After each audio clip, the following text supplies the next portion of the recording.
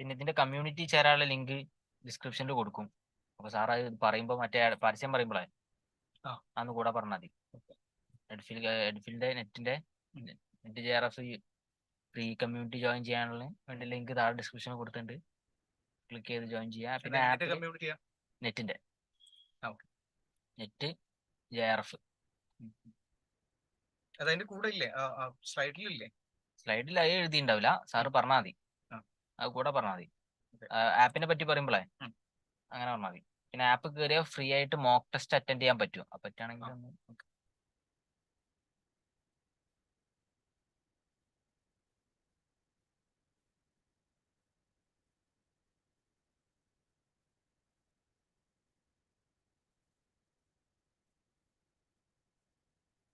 Community അത് Telegram community ആണോ? WhatsApp community.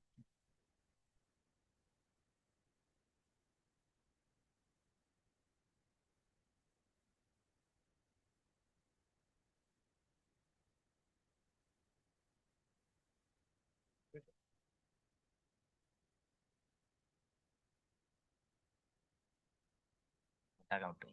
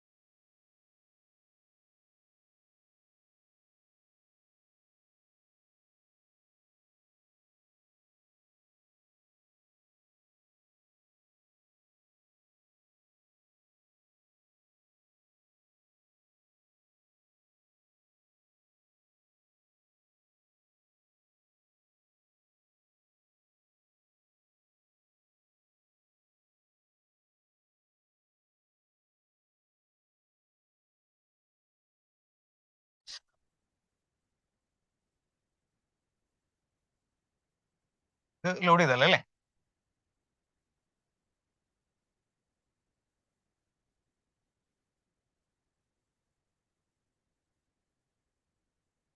Hi there, welcome to 𝗟𝗘𝗔𝗗 Learning. This is Likesh here. So today we'll be going ahead with the webinar on literary theory and post-war theories. So കൂടുതൽ സമയം കളയുന്നില്ല, നമ്മൾ നേരിട്ട് ഇതിലേക്ക് കടക്കുകയാണ്.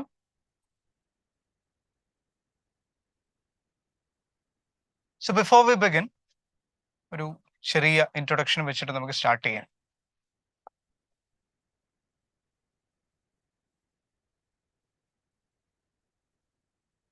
Basically, this is something that has been there in the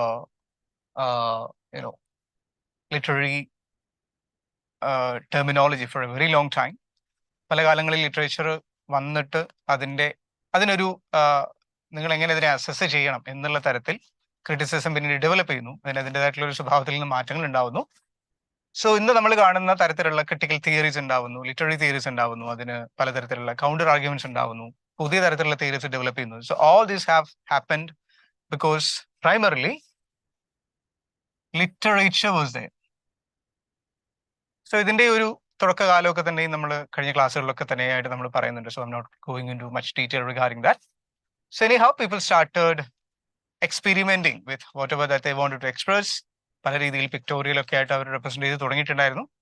അപ്പൊ അത് കഴിഞ്ഞിട്ട് so let us see how many of them have joined us right now.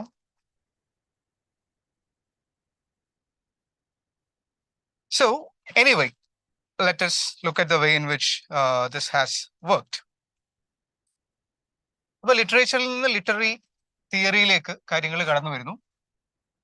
ഇതിനൊരു ബേസിക് സ്ട്രക്ചർ ഉണ്ട്. So if you look at that, ഇതിനൊരു moral സ്വഭാവത്തിൽ നിന്നാണ് ഇത് താഴേക്ക് പിന്നീട് പലതരത്തിൽ ഇപ്പോൾ നോക്കിക്കഴിഞ്ഞാൽ ഫോർമലിസം അവിടെ ഉണ്ട്. ഡ്രമാറ്റിക് കൺസ്ട്രക്ഷൻ ഒരു 360 BC കൂടി തുടങ്ങി വരുന്നു. അത് കഴിഞ്ഞിട്ട് പിന്നീട് അതിന്റെ സ്വഭാവം മാറുന്നു. Formalism is there, new criticism is there, neo Aristotelian എന്ന് പറയുന്ന അല്ലെങ്കിൽ നിയോ ക്ലാസിക്കൽ എന്ന് നമ്മൾ പറയുന്ന തിയറി, സൈക്കോ അനലിറ്റിക് ക്രിറ്റിസിസം അവിടെ ഉണ്ട്, യുങ്ങിയൻ criticism and Marxist criticism and all this. Reader response criticism, structuralism, semiotics ഒക്കെ തന്നെയും കഴിഞ്ഞ നമ്മൾ ലിംഗ്വിസ്റ്റിക്സിന്റെ ക്ലാസ്സിലൊക്കെ തന്നെ പറഞ്ഞു പോയിട്ടുള്ളതാണ്. Post structuralism, deconstruction, new historicism, cultural studies, post colonial criticism, feminist criticism, gender queer studies and critical race theory. So we don't have much of a time. So ഇതിനുള്ളിൽ നമുക്ക് തീർക്കാൻ പറ്റുന്ന അത്രയും നമ്മൾ at a glance. So we would be looking at this. So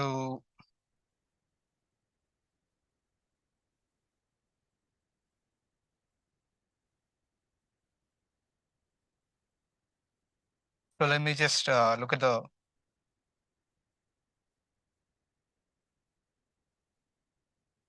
so two people have already sent messages there.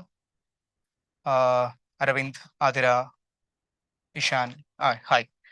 So നമ്മൾ ഇതിൽ നേരിട്ട് ഇതിലേക്ക് കടക്കുകയാണ്. So till the moment we have the doubts and all that, we will get back to this. So എല്ലാത്തിനും ഒരു തുടക്കം ഉണ്ടെന്ന് പറയുന്ന പോലെ there is an ancient criticism.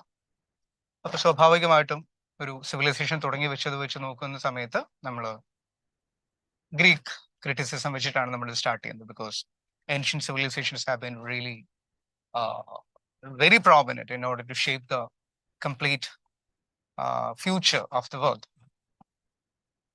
അപ്പോൾ പ്ലേറ്റോ വെച്ചിട്ടാണ് നമ്മളിത് സ്റ്റാർട്ട് ചെയ്യുന്നത്. അപ്പോൾ Plato, as we all know, Plato was very loving disciple of Socrates. അപ്പൊ ഇവര് 3 പേരെ നമ്മൾ പോയിട്ടുള്ള ആൾക്കാരാണ്. സോക്രട്ടീസിന്റെ ശിഷ്യനായിരുന്നു പ്ലേറ്റോ, പ്ലേറ്റോയുടെ ശിഷ്യനായിരുന്നു Aristotle. Aristotle also had another disciple. അരിസ്റ്റോട്ടിലിന്റെ ശിഷ്യന്റെ പേരാണ് അലക്സാണ്ടർ ദി ഗ്രേറ്റ്. അലക്സാണ്ടർ പക്ഷേ ഇവരെ പോലെ ഫിലോസഫിയിലേക്കൊന്നും തിരിഞ്ഞില്ല. And we are not going to talk about him. ഇപ്പൊ പ്ലേറ്റോയുടെ ഒരു കാലത്ത് പ്ലേറ്റോ ഒരുപാട് ട്രാവൽ ഒക്കെ ചെയ്തു. And he left Greece, came back to Greece. ആ സമയത്താണ് പ്ലേറ്റോ അവിടെ തന്റെ അക്കാഡമി സ്ഥാപിക്കുന്നത്. So academy included a lot of disciples from many parts of the world, especially ആത്തൻസിൽ നിന്നൊക്കെ ഒരുപാട് ആളുകൾ വരികയും അവിടെ പ്ലേറ്റോയുടെ ഏറ്റവും പ്രസിദ്ധമായിട്ടുള്ള കോൺട്രിബ്യൂഷൻസിൽ ഒന്ന്, ലുക്ക് അറ്റ് ദാറ്റ്, അക്കാഡമിയിലുള്ള അദ്ദേഹത്തിന്റെ ഏറ്റവും കോൺട്രിബ്യൂഷൻസിൽ ഒന്ന് ഡയലോഗ് ഫോംസ് ആണ് പ്ലേറ്റോയുടെ ഏറ്റവും വലിയ കോൺട്രിബ്യൂഷൻസ് എന്ന് പറയാം. അതായത് നമ്മൾ ട്രാജഡിയിലൊക്കെ വരുന്നുണ്ട്, പക്ഷേ പ്ലേറ്റോയുടെ ഒട്ടുമിക്ക വർക്കുകളിലുള്ള ഒരു നേച്ചർ എന്ന് പറയുന്നത് ഒരു പെർട്ടിക്കുലർ ടോപ്പിക് എടുക്കുന്നു and are conversing regarding that, അതിനെപ്പറ്റി നിങ്ങൾ സംസാരിച്ച് തുടങ്ങുന്നു ആൻഡ് ഒന്നിലധികം ക്യാരക്ടേഴ്സ് ഒക്കെ തന്നെ വരുന്ന തരത്തിലുള്ള കോൺട്രിബ്യൂഷൻസ് പ്ലേറ്റോയുടെ ഉണ്ടായിട്ടുണ്ട്. സോ താഴെ നമ്മളൊരു നമ്പർ കൊടുത്തിട്ടുണ്ട്, 35 dialogues have been written by Plato. അതുപോലെ തന്നെ ഒരു 13 ലെറ്റേഴ്സും എഴുതിയിട്ടുണ്ട്. So to other people he was interested in. So ഇതൊക്കെ തന്നെയും അടിസ്ഥാനപരമായിട്ട് ഫിലോസഫിയുടെ ഒരു സ്വഭാവം കൂടെ ഇവിടെ പ്രധാനമാണ് എന്നുള്ളത് ഓർക്കണം. ബട്ട് ഐ മീൻ ഇസ്, ഇപ്പൊ നിങ്ങൾ നോക്കിക്കഴിഞ്ഞാൽ ഫിലോസഫിക്ക് പല കാലങ്ങളിൽ ഏറ്റവും ബേസിക് ആയിട്ടുള്ള ഒരു ക്വസ്റ്റ്യൻ എന്ന് പറയുന്നത് how did the world was how was the world created എന്ന് പറയുന്ന ഒരു ഐഡിയ അവിടെ വരുന്നുണ്ട്. അതിന് ഉത്തരം കണ്ടെത്തുക എന്നുള്ളതായിരുന്നു ഫിലോസഫിയുടെ പ്രൈമറി ചോദ്യങ്ങളൊന്ന്. And they tried defining the world in their own terms. അന്നത്തെ കാലത്ത് സയൻസ് ഒന്നും തന്നെ ഇത്രയധികം അഡ്വാൻസ്ഡ് ആവാത്തൊരു കാലമാണ്, നമുക്കറിയാം. ഓരോ ഇറ്റ് ചേഞ്ച് ഫ്രം ദെയർ. അപ്പൊ തിയറി ഓഫ് ഫോംസ് എന്ന് പറയുന്ന ഒരു ഐഡിയ നമ്മൾ ഇതിനകത്ത് കൊണ്ടുവരുന്നുണ്ട്. ഞാൻ അതിലേക്കാണ് വരുന്നത്. എന്ന് വെച്ച് കഴിഞ്ഞാൽ എങ്ങനെ ലോകം ഉണ്ടായിട്ടുണ്ടാവാം, അല്ലെങ്കിൽ ലോകത്തിന്റെ ഒരു ക്രിയേഷൻ. ഇപ്പോൾ ബേസിക്കലി ക്രിയേഷൻ തിയറി റിലീജിയനിൽ കൂടെ വരുന്ന ഒരു ഐഡിയ ആണ്. And that is also here. So ഇതൊക്കെ തന്നെയും പ്ലേറ്റോ എഴുതിയിട്ടുള്ള പല ഡയലോഗ്സിന്റെയും കുറച്ച് ടൈറ്റിൽസ് ആണ്. എപ്പോളജി, ഷർമൈറ്റ്സ്, ക്രിറ്റോ, ജോർജിയാസ്, അയോൺ, ലാച്ചസ് പോലുള്ള കുറെ ഡയലോഗ്സ് ഉണ്ട്. ഈ 35 എണ്ണത്തിന്റെ നമ്മൾ പേര് ഇപ്പൊ നമ്മൾ പറഞ്ഞു പോകുന്നില്ല. ഇനി ഞാൻ നേരത്തെ പറഞ്ഞിട്ടുള്ളതിലേക്ക് എത്തുകയാണ്, തിയറി ഓഫ് ഫോംസ്. ഇപ്പൊ തിയറി ഓഫ് ഫോംസ് എന്ന് പറയുന്നത് physical world is not really the real world. അപ്പൊ ഇത് നിങ്ങൾ പറയുമ്പോൾ വേറെ എന്തെങ്കിലും ഓർമ്മ വരുന്നുണ്ടോ എന്നുള്ളതാണ് എൻ്റെ ഒരു സംശയം. Does it ring any bell to you? കാരണം ഇതിന്റെ പ്രത്യേകത, if you look at that, ഇത് മിമേസിസ് എന്ന് പറയുന്ന ഒരു ഐഡിയയുമായിട്ട് ഇതൊരു ബന്ധമുണ്ട്. ഓക്കെ, അതായത് ഡിഗ്രി ക്ലാസ്സുകളിലും PG ക്ലാസ്സുകളിലും ഒക്കെ തന്നെ നമ്മൾ പഠിക്കുന്ന സമയത്ത് നമ്മൾ എല്ലാം റിയാലിറ്റി എന്ന് പറയുന്നത് ഇവിടെ അല്ല, reality is always in the heaven, അതിന്റെ ഒരു കോപ്പി ഓഫ് എ കോപ്പിയാണ് നമുക്കിന്ന് ആർട്ട് എന്ന് പറയുന്ന തരത്തിൽ ഒരു ഐഡിയ ഗ്രീക്ക് ക്രിറ്റിസിസത്തിൽ വരുന്നുണ്ട്. സോ തിയറി ഓഫ് ഫോംസിന്റെ ഐഡിയ അതാണ്. ഫിസിക്കൽ വേൾഡ് എന്ന് പറയുന്നത് റിയൽ വേൾഡ് അല്ല. അവിടെ റിയൽ കോട്ടിൽ കൊടുത്തിട്ടുള്ളത് ശ്രദ്ധിക്കുക, it's not a real world.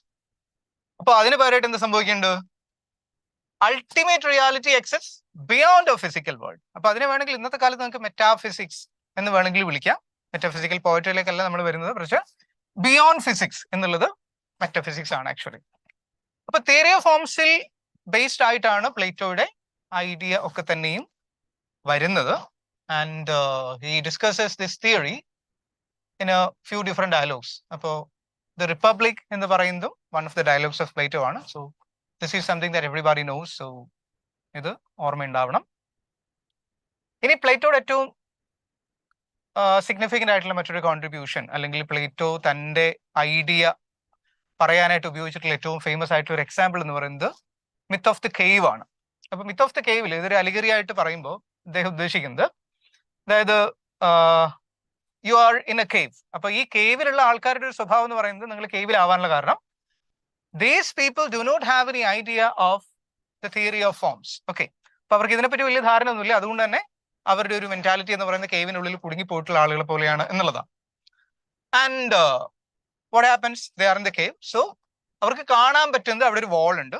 And വാളിന്റെ പുറകിൽ എന്ത് ചെയ്യുന്നു? there is a fire. അപ്പൊ സ്വാഭാവികമായിട്ടും it would create some shadows, right? അപ്പൊ എല്ലാ ലൈറ്റ് സോഴ്സിന്റെയും പുറകിൽ നമുക്ക് എന്ത് ചെയ്യാം? അവിടെ ഷാഡോ കാണാൻ പറ്റും. So between the fire and the prisoners there is a parapet. അപ്പോ അവിടെ കുറെ പപ്പറ്റീയേഴ്സ്, അല്ലെങ്കിൽ നമ്മൾ ഈ പാവക്കൂത്ത് എന്നൊക്കെ പറയുന്ന, പാവനാടകങ്ങൾ എന്നൊക്കെ പറയുന്ന അപ്പൊ കുറെ പപ്പറ്റീയേഴ്സ് അവിടെ നടക്കുന്നുണ്ട്. അപ്പൊ ഇവരെന്താ ചെയ്യുന്നത്? So who are behind the prisoners hold up the puppets. അപ്പൊ ഇവർ ഈ പാവകളെ അവിടുന്ന് ഈ വെളിച്ചത്തിന്റെ ആ ഒരു വാളിന്റെ പുറകിൽ നിന്ന് ഉയർത്തി കാണിക്കുന്നു. So that the light will reflect, അത് ഷാഡോ ആയിട്ട് നേരത്തെ പറഞ്ഞിട്ടുള്ള പ്രിസണേഴ്സിന് കാണാൻ പറ്റും. ഓക്കെ, ഇനി ഇത് എന്തുകൊണ്ടാണ് ഈ ഒരു റിയാലിറ്റി അല്ലെങ്കിൽ തിയറി ഓഫ് ഫോംസുമായിട്ട് കണക്റ്റഡ് ആവുന്നതെന്ന് നോക്കി കഴിഞ്ഞു കഴിഞ്ഞാൽ, ഇവർക്ക് ഇത് actually do they see the original thing? No they don't, right? അവർക്ക് ഇത് ഒറിജിനൽ ആയിട്ടുള്ള ആളുകൾ പുറകിലുള്ളത് കാണാൻ പറ്റില്ല. അവർ കാണുന്നത് ഷാഡോസ് ആണ്. ഷാഡോസിനെ അവർ റിയൽ ആയിട്ടുള്ള കാര്യമായിട്ടാണ് കാണുന്നത്. But according to this theory shadow original അല്ല. ഷാഡോ റിഫ്ലക്ട് സംതിങ് ആൻഡ് ആ ഒറിജിനാലിറ്റി എന്ന് പറയുന്നത് വേറെ എവിടെയോ എക്സിസ്റ്റ് ചെയ്യുന്ന ഒന്നാണെന്ന് വേണമെങ്കിൽ പറയാം. So the real objects that pass behind the what the prisoners see and hear as shadows and echoes cast by objects that they do not see. അവര് റിയൽ ആയിട്ടുള്ള കാര്യം ഒരു കാരണവശാലും അവർ ഒരിക്കലും കാണുന്നതേ ഇല്ല എന്നുള്ളതാണ്. സോ ഇതാണ് ഞാൻ പറഞ്ഞു തുടങ്ങിയിട്ടുണ്ടായിരുന്നത് മിമേസിസ് എന്ന് പറയുന്നത്. സോ മിമേസിസ് പ്രകാരം അല്ലെങ്കിൽ ഇതിന്റെ ഒരു ഇമിറ്റേഷൻ എന്ന് വേണമെങ്കിൽ നമുക്ക് ലൂസ് ആയിട്ട് ഇതിനെ ട്രാൻസ്ലേറ്റ് ചെയ്ത് വെക്കാം. So it is the appearance of the external image of things. For reality was not to be found in the world of the objects, but in the realm of the ideas. നിങ്ങൾ create ചെയ്തെടുക്കുന്ന മൈൻഡിൽ create ചെയ്യുന്ന ഒരു realm ഉണ്ട്, right? അപ്പോ അതുമല്ല original. അതുകൊണ്ടാണ് Plato ഈ പറയുന്ന റിയാലിറ്റി എന്ന് പറയുന്നത് ഒരു ട്വൈസ് റിമൂവ്ഡ് ആണ്. നിങ്ങൾ കാണുന്ന ഒരു കോപ്പി, നിങ്ങളൊരു ലെറ്റ്സ് സേ ഒരു ചിത്രം വരയ്ക്കുന്നു. ആ ചിത്രം നിങ്ങളുടെ മെന്റൽ ഇമേജിന്റെ ഒരു കോപ്പിയാണ്. ഓക്കെ, പക്ഷേ ഈ മെന്റൽ ഇമേജ് ആണോ ഒറിജിനൽ എന്ന് ചോദിച്ചു കഴിഞ്ഞാൽ പ്ലേറ്റോ പറയും അല്ല. ആ ഒറിജിനൽ പോലും നമ്മുടെ ഒരു ഫിസിക്കൽ വേൾഡിൽ എക്സിസ്റ്റ് ചെയ്യുന്നതല്ല. It exist elsewhere, it exist somewhere else എന്നുള്ളതാണ് കാര്യം. Now, ഇനി പ്ലേറ്റോയുടെ ശിഷ്യനിലേക്ക് വരുന്നതാണ്. ആൻഡ് പോയറ്റിക്സ് ആണ് അരിസ്റ്റോട്ടലിന്റെ ഏറ്റവും വലിയ കോൺട്രിബ്യൂഷൻസിൽ ഒന്ന്. ആൻഡ് ഇത് ട്രാജഡി ആണ് പ്ലേറ്റോയും അരിസ്റ്റോട്ടലും ഒക്കെ തന്നെയും ജീവിച്ചിരുന്ന കാലത്ത്. അതുപോലെ തന്നെ എപ്പിക്ക് കൂടെ ഉണ്ട് അവിടെ. ഏറ്റവും പ്രധാനപ്പെട്ട ഒരു ലിറ്റററി ഔട്ട്പുട്ട് എന്നുള്ള തരത്തിൽ അന്നത്തെ കാലത്ത് ആളുകൾ വിശ്വസിച്ചിട്ടുള്ളത് ഇത് രണ്ടുമാണ്. Either you write an epic, ഇപ്പൊ ഹോമർ ഒക്കെ ചെയ്തതുപോലെ, അതർവൈസ് യു റൈറ്റ് ട്രാജഡി. ഇപ്പൊ സെനേക്കയൊക്കെ നമ്മൾ കേട്ടിട്ടുണ്ടല്ലോ. ആൻഡ് അരിസ്റ്റോട്ടലിന്റെ പോയറ്റിക്സ് കൃത്യമായിട്ട് നിങ്ങൾ ഏത് തരത്തിൽ what kind of writer you have to be എന്നുള്ള തരത്തിൽ ഒരു ഡോക്ട്രിൻ ഫോളോ ചെയ്യേണ്ട തരത്തിലാണ് എന്ത് ചെയ്തിട്ടുള്ളത് പോയറ്റിക്സിൽ അരിസ്റ്റോട്ടൽ അതിനെ ഡിഫൈൻ ചെയ്ത് വെച്ചിട്ടുള്ളത്. അപ്പോൾ റിപ്പബ്ലിക്കിന്റെ ഏറ്റവും വലിയ തമാശകളിൽ ഒന്നെന്ന് പറയുന്നത് റിപ്പബ്ലിക്കിൽ പ്ലേറ്റോ ഏറ്റവും കൂടുതൽ ഹേറ്റ് ചെയ്തിട്ടുള്ള ഒരു വിഭാഗം എന്ന് പറയുന്നത് പോയിറ്റ്സ് ആയിരുന്നു. കാരണം അവർ റിയാലിറ്റിയെ വളരെയധികം ഡിസ്റ്റോർട്ട് ചെയ്തിട്ട് അല്ലെങ്കിൽ അവർക്ക് തോന്നുന്ന രീതിയിൽ എൻവിസേജ് ചെയ്യുന്നു എന്നുള്ളതായിരുന്നു പ്ലേറ്റോയുടെ ഒരു ഐഡിയോളജി. ആൻഡ് അതുമായിട്ട് റിലേറ്റഡ് ആയിട്ടാണ് അരിസ്റ്റോട്ടിൽ ഇതിന്റെ കണ്ടിന്യൂഷൻ ആയിട്ട് പറഞ്ഞു പോകുന്നത്. So let see what Aristotle has to say about the tragedy. ഇത് നമുക്ക് എല്ലാവർക്കും അറിയുന്ന ഒരു കാര്യമാണ്, but still let me repeat it. അപ്പോൾ ട്രാജഡിക്ക് പ്രധാനമായിട്ടും 6 ഫീച്ചേഴ്സ് അല്ലെങ്കിൽ ക്യാരക്ടറിസ്റ്റിക്സ് വേണമെന്നുള്ളതാണ്. ഒന്ന്, there should be a plot, character, thought, diction, song, spectacle. അപ്പൊ ഇത് കഴിഞ്ഞിട്ട് നമ്മളൊക്കെ തന്നെയും പിന്നീട് കണ്ടിട്ടുള്ള ഒരു കൃത്യമായിട്ടുള്ള ഡെഫിനിഷൻ കൂടി ട്രാജഡിക്ക് ഉണ്ട്. സോ ഇതില് പോയറ്റിക്സിൽ ഏറ്റവും പ്രധാനപ്പെട്ട മിമേസിസും കഥാർസിസും ആണ്. കഥാർസിസിലേക്ക് നമ്മൾ വരുന്നുണ്ട്. കഥാർസിസ് എന്താണെന്നുള്ളത് പർഗേഷൻ ഓഫ് ഇമോഷൻസ് ആണ്. നിങ്ങൾ ഒരു സാധനം കണ്ടു കഴിഞ്ഞിട്ട് ഒരു ലിറ്റററി ഔട്ട്പുട്ടോ അല്ലെങ്കിൽ ഇനി ഒരു പെർഫോമൻസ് ആർട്ടൊക്കെ കണ്ടു കഴിഞ്ഞിട്ട് നിങ്ങൾക്ക് മാനസികമായിട്ട് നിങ്ങൾക്ക് തോന്നുന്ന ഒരു let's say you been relieved അല്ലെങ്കിൽ you been sad, you been happy, അല്ലെങ്കിൽ നിങ്ങൾക്ക് മാനസികമായിട്ടൊരു ചിലപ്പോൾ അത് ഷോക്കിംഗ് ആവാം, whatever it is. So അതുകൊണ്ട് തന്നെ ട്രാജഡിയുടെ definition we all know this is an imitation of an action that is serious. Okay, ഇതാണ് ഇവിടെ ഏറ്റവും പ്രധാനപ്പെട്ട ഒരു കാര്യം. അപ്പൊ ഞാൻ നേരത്തെ പറഞ്ഞ പോലെ ട്രാജഡിക്ക് കുറച്ചുകൂടി പ്രാധാന്യം വരുന്നത് ഇവിടെയാണ്. കോമഡി അവിടെ എഴുതുന്ന ആളുകളൊക്കെ ഉണ്ട്, പക്ഷെ എങ്കിൽ പോലും കുറച്ചുകൂടി നിങ്ങൾ ഒരു സീരിയസ് റൈറ്റർ ആണ് എന്ന ആളുകൾ കൺസിഡർ ചെയ്യണമെങ്കിൽ എന്ത് സംഭവിക്കണം? You have to write tragedies. ഇപ്പൊ പല കാലങ്ങളിൽ പല ഫെസ്റ്റിവലിലായിരുന്നു ഗ്രീസിലും റോമിലൊക്കെ തന്നെയും ഈ പറയുന്ന വർക്കുകളൊക്കെ തന്നെയും പെർഫോം ചെയ്തിരുന്നത്. ഡൈനീഷ്യസ് അല്ലെങ്കിൽ അഥവാ ബാക്കസ് എന്ന് പറയുന്ന വൈനിന്റെ ദേവനെ ആരാധിക്കാനായിട്ട് ആളുകൾ ഓരോ വർഷവും ഉത്സവം നടത്തുകയും ആ ഉത്സവത്തിന് നിങ്ങൾ നാടകങ്ങൾ എഴുതുകയും ആ നാടകങ്ങൾക്ക് കൃത്യമായിട്ട് സമ്മാനങ്ങൾക്ക് കൊടുത്തിരുന്ന ഒരു പെർട്ടിക്കുലർ ട്രഡീഷൻ ഗ്രീസിൽ ഉണ്ടായിരുന്നു. So anyhow get back to this. അപ്പോ സീരിയസ് ആവണം. ഒരു the other thing it has to be complete. ഒരു ലൂസ് ആയിട്ട് എൻഡ് ചെയ്യുന്ന ഒരു സംഭവം അവിടെ ഉണ്ടാവാൻ പാടില്ല. അതിന് കൃത്യമായിട്ടൊരു തുടക്കം ഉണ്ടാവണം, മിഡിൽ ഉണ്ടാവണം, അത് കൺക്ലൂഡ് ചെയ്യുന്നത് കൃത്യമായിട്ടുള്ള രീതിയിലാവണം. ഇനി എന്ത് എന്നുള്ള തരത്തിൽ ഒരു കൺഫ്യൂഷൻ ആളുകൾക്ക് ക്രിയേറ്റ് ചെയ്തെടുക്കരുത്, അല്ലെങ്കിൽ അത് ക്ലോസ്ഡ് ആവണം. ഇന്നത്തെ കാലത്ത് നമ്മുടെ ലിറ്ററേച്ചറോ അല്ലെങ്കിൽ സിനിമകളൊക്കെ പോലെ ഓപ്പൺ എൻഡഡ് ആയിട്ട് പ്രേക്ഷകനെ ഇനി വിട്ടുകൊടുക്കാം എന്താണ് സംഭവിക്കാൻ പോകുന്നത് എന്നുള്ള തരത്തിലുള്ള ഒരു idea there should not be, and of a certain magnitude. Okay, അതിന് അതിൻ്റെതായിട്ടുള്ള ഒരു കൃത്യമായിട്ടുള്ള ഒരു വാസ്റ്റ്നെസ് ഉണ്ടാവണം. Through pity and fear. എവിടെയാണ് സംഭവിക്കുന്നത്? ഇപ്പോൾ ഏറ്റവും വേണമെങ്കിൽ നമുക്കൊരു എന്താ പറയാ, ഈഡിപ്പസ് റെക്സ് പോലുള്ള ഒരു പ്ലേ എടുത്ത് നോക്കിക്കഴിഞ്ഞാൽ അതിനകത്ത് പിറ്റിയും ഫിയറും ഒക്കെ തന്നെ ഉണ്ട്.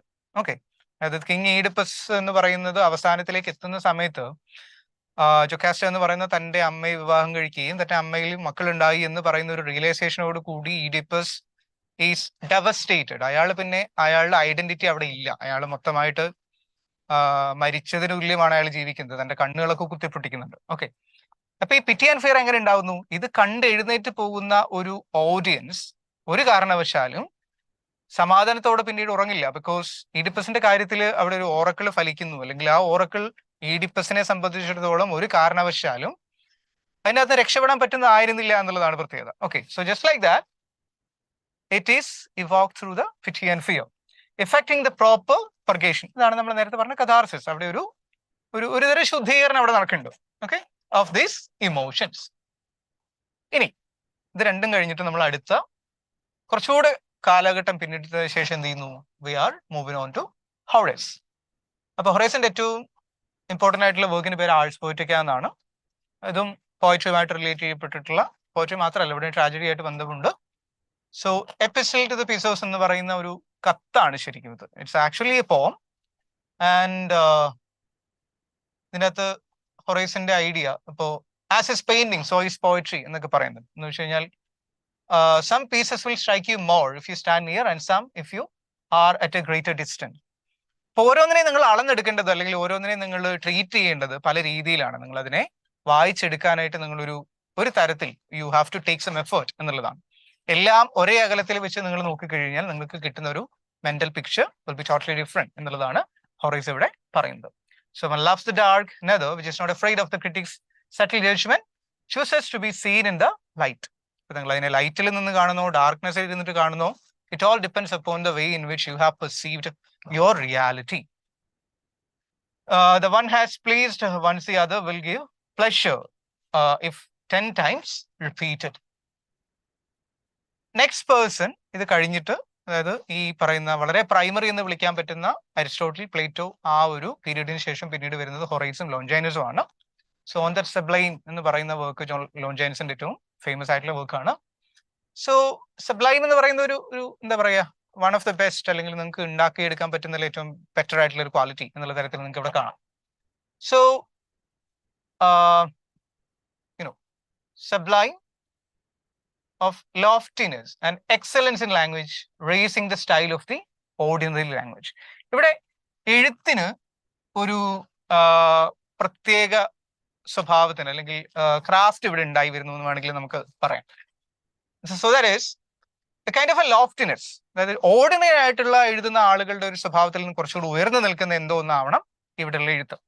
And excellence in language, racing the style of the ordinary language. അപ്പൊ നിങ്ങളൊരു കഥ വായിക്കുന്നു, അപ്പൊ കഥ വായിക്കുമ്പോൾ ഇതിന് സാധാരണമായിട്ടുള്ള ഒരു ഭാഷയിൽ നിന്ന് എന്തൊരു വ്യത്യാസം ഉണ്ടല്ലോ എന്നുള്ളൊരു തോന്നൽ നിങ്ങൾക്ക് ഉണ്ടാവണം എന്നുള്ളതാണ് ബേസിക്കലി ലോഞ്ചൈനസ് പറഞ്ഞു വെക്കുന്നത്. So sublimity springs from a great and lofty soul. ഇത് കുറച്ചും കൂടി കണ്ടൻഷ്യസ് ആയിട്ടുള്ള, പിന്നീട് വേണമെങ്കിൽ നിങ്ങൾക്ക് ഇതിനെ ഒരു ആർഗ്യൂ ഒക്കെ ചെയ്യാൻ പറ്റുന്ന പോയിന്റ് ആണ്. നിങ്ങൾ വളരെ ഉയർന്ന രീതിയിൽ ചിന്തിക്കുന്ന ആളാണെങ്കിൽ മാത്രമേ നിങ്ങൾക്ക് എന്ത് ചെയ്യാൻ പറ്റുള്ളൂ, ഒരു ഗ്രേറ്റ് ലോഫ്റ്റി ആയിട്ട് നിങ്ങൾക്കൊരു കാര്യം എഴുതാൻ പറ്റൂ എന്നുള്ളത് ഇവിടെ ലോഞ്ചൈനസ് പറയുന്നുണ്ട്. So thereby becoming one echo of a great soul. Because you have a great soul, you are able to write something that is great. അപ്പോൾ സബ്ലിമിറ്റി ഉണ്ടാക്കി എടുക്കുന്ന ഒരു 5 ഫോഴ്സസ് ഇവിടെ പറയുന്നുണ്ട്. ഗ്രേറ്റ് തോട്ട്സ് നേരത്തെ പറഞ്ഞു, അതായത് നിങ്ങൾ ഉയർന്ന ചിന്ത ഉണ്ടാകുക. നോബൽ ഡിക്ഷൻ, നിങ്ങളുടെ ലാംഗ്വേജിന്റെ വൊക്കാബുലറി നിങ്ങൾ എങ്ങനെ അത് ഡിഫൈൻ ചെയ്തെടുക്കുന്നു, അതിന്റെ സ്ട്രക്ചർ എങ്ങനെയാണ്, it has to be really wonderful. Dignified word arrangement, അപ്പൊ വെറുതെ കുറെ വാക്കുകൾ അവിടെ ഇവിടെയൊക്കെ തന്നെ ഉപയോഗിച്ചിട്ട് കാര്യമില്ല, it has to be properly arranged. And strong emotions. Okay, swabhavigamaanu, because it has to attract the emotions of the reader or the audience. And particular figures of speech, നമുക്കറിയാം സിമിലിയോ, മെറ്റഫറോ, ഹൈപ്പർബോളിയോ ഒക്കെ പോലെയുള്ള ഫിഗേഴ്സ് ഓഫ് സ്പീച്ചും ഇതിൻ്റെ അകത്ത് ആവശ്യമാണ്. Now, ഇനി അടുത്തൊരു പീരീഡിലേക്ക് നമ്മൾ പോകുമ്പോൾ റിനൈസൻസ് ആണ്. Okay, as we all no, ഒരു പെർട്ടിക്കുലർ യൂറോപ്യൻ റിനൈസൻസിന് അതിൻ്റെതായിട്ടുള്ള ഒരു സ്വഭാവം ഉണ്ട്. അത് കഴിഞ്ഞിട്ട് അത് വീണ്ടും എന്ത് ചെയ്യുന്നു, വീണ്ടും പല കാലഘട്ടങ്ങളിലൂടെ പോകുന്ന സമയത്ത് ആ കാലത്തിന്റെ പൊളിറ്റിക്സ് കൂടി ലിറ്ററേച്ചറിനെ ബാക്കി എല്ലാ കാര്യത്തെയും ഡിഫൈൻ ചെയ്യുന്നത് പോലെ, ഇൻഫ്ലുവൻസ് ചെയ്യുന്നത് പോലെ ലിറ്ററേച്ചറിനെയും ബാധിക്കും എന്നുള്ളതാണ്. അപ്പൊ ഇത് പിന്നീട് നമ്മൾ വരുമ്പോൾ പോസ്റ്റ് കൊളോണിയൽ ലിറ്ററേച്ചർ ഒക്കെ എടുക്കുന്ന സമയത്ത് നമ്മളിത് കുറച്ചും കൂടി സീരിയസ് ആയിട്ട് തന്നെ നമ്മൾ നോക്കുന്നതാണ്. സോ ദ റിനൈസൻസ് എന്താ സംഭവിച്ചിട്ടുണ്ടായിരുന്ന റിനൈസൻസിൽ അവിടെ ഒരു റിവൈവൽ ഉണ്ടാവുന്നു. നിങ്ങൾ അത്രയും കാലം നിങ്ങളുടെ ഒരു തോട്ട് പ്രോസസ്സിൽ മാറ്റം ഉണ്ടാവുന്നു, നിങ്ങൾ വായിച്ചു കൊടുക്കുന്ന പുസ്തകങ്ങൾക്ക് മാറ്റം ഉണ്ടാവുന്നു, and you are actually going back to something that you left behind. So the Renaissance literary ക്രിറ്റിസിസത്തിലേക്ക് എത്തുമ്പോൾ ഒന്ന് took root in defenses of poetry and dialogues on language and literary imitation. അടിസ്ഥാനപരമായിട്ട് ഇറ്റാലിയൻ അല്ലെങ്കിൽ ലാറ്റിൻ വർക്കുകളിലേക്ക് ഒരു return ഉണ്ടാവുന്നുണ്ട്. Okay, ഇപ്പോൾ നിങ്ങൾ എന്താ പറയുക, നമ്മുടെ ഇപ്പോൾ ഓവിഡിന്റെ വർക്കുകൾ, മെറ്റമോർഫോസിസ് പോലുള്ളത്, വെർജിലിന്റെ വർക്കുകൾ, ഇതൊക്കെ തന്നെ ഈ കാലഘട്ടത്തിൽ ഉണ്ടാവുന്ന ഒരു സംഭവമാണ്. So people where kind of talking about this works in more with more interest. ഇനി രണ്ടാമത്, ഇതൊക്കെ തന്നെയും തൊട്ടു മുമ്പേ പറഞ്ഞു പോയിട്ടുള്ള ഹൊറേസ്, അരിസ്റ്റോട്ടിൽ, പ്ലേറ്റോ എന്നൊക്കെ പറയുന്ന ആളുകളുമായിട്ട് ബന്ധപ്പെട്ട് അവരുടെ ഒരു ഏത് രീതിയിലാണോ അവർ ഇതിനെ കണ്ടിട്ടുള്ളത്, so people have been attributing, അവരുമായിട്ട് കുറച്ചും കൂടി ഒരു കണക്ഷൻ ഉണ്ടാക്കി എടുക്കാനുള്ള തരത്തിലുള്ള ലിറ്റററി തിയറീസ് ഉണ്ടായി വരുന്നു എന്നുള്ളതാണ്. Major priority defence of poetry against the attacks of its ancient and modern enemies and the defence of the vernacular as a poetic medium. അപ്പൊ വളരെയധികം ക്ലാസിക്കൽ ലാംഗ്വേജുമായിട്ട് കണക്റ്റഡ് ആണെങ്കിൽ പോലും അതിനൊരു വെർനാക്കുലർ എന്ന് പറയുന്ന ഐഡിയ കൂടെ അവിടെ ഉണ്ട്. ഓക്കെ, ഇപ്പോൾ നിങ്ങൾ ലാറ്റിനിൽ തന്നെ എഴുതുന്ന നിർബന്ധമില്ല, പക്ഷെ ഇറ്റാലിയൻ അതിന്റെ ഒരു ഉപഘടകമായിട്ടുള്ള അല്ലെങ്കിൽ ഒരു അതിൽ നിന്നും ഉണ്ടായി വന്നിട്ടുള്ള നമ്മുടെ റൊമാൻറ്റിക് ലാംഗ്വേജസ് ഒക്കെ പറയുമ്പോൾ ഇത് പറഞ്ഞിട്ടുണ്ടേ. സോ ആ പോയറ്റിക് മീഡിയത്തെ കൂടെ നിങ്ങൾ എന്ത് ചെയ്യുന്നുണ്ട്, പ്രൊട്ടക്ട് ചെയ്ത് വെക്കുന്നുണ്ട്. So that everybody who knows even a vernacular has to write എന്നുള്ള അവസ്ഥയിലേക്ക് അതിനെ നിങ്ങൾ എത്തിക്കുന്നുണ്ട്. പിന്നെ ഒന്ന്, they saw literature as imitation. നമ്മൾ നേരത്തെ പറഞ്ഞിട്ടുള്ള കാര്യം തന്നെയാണ്.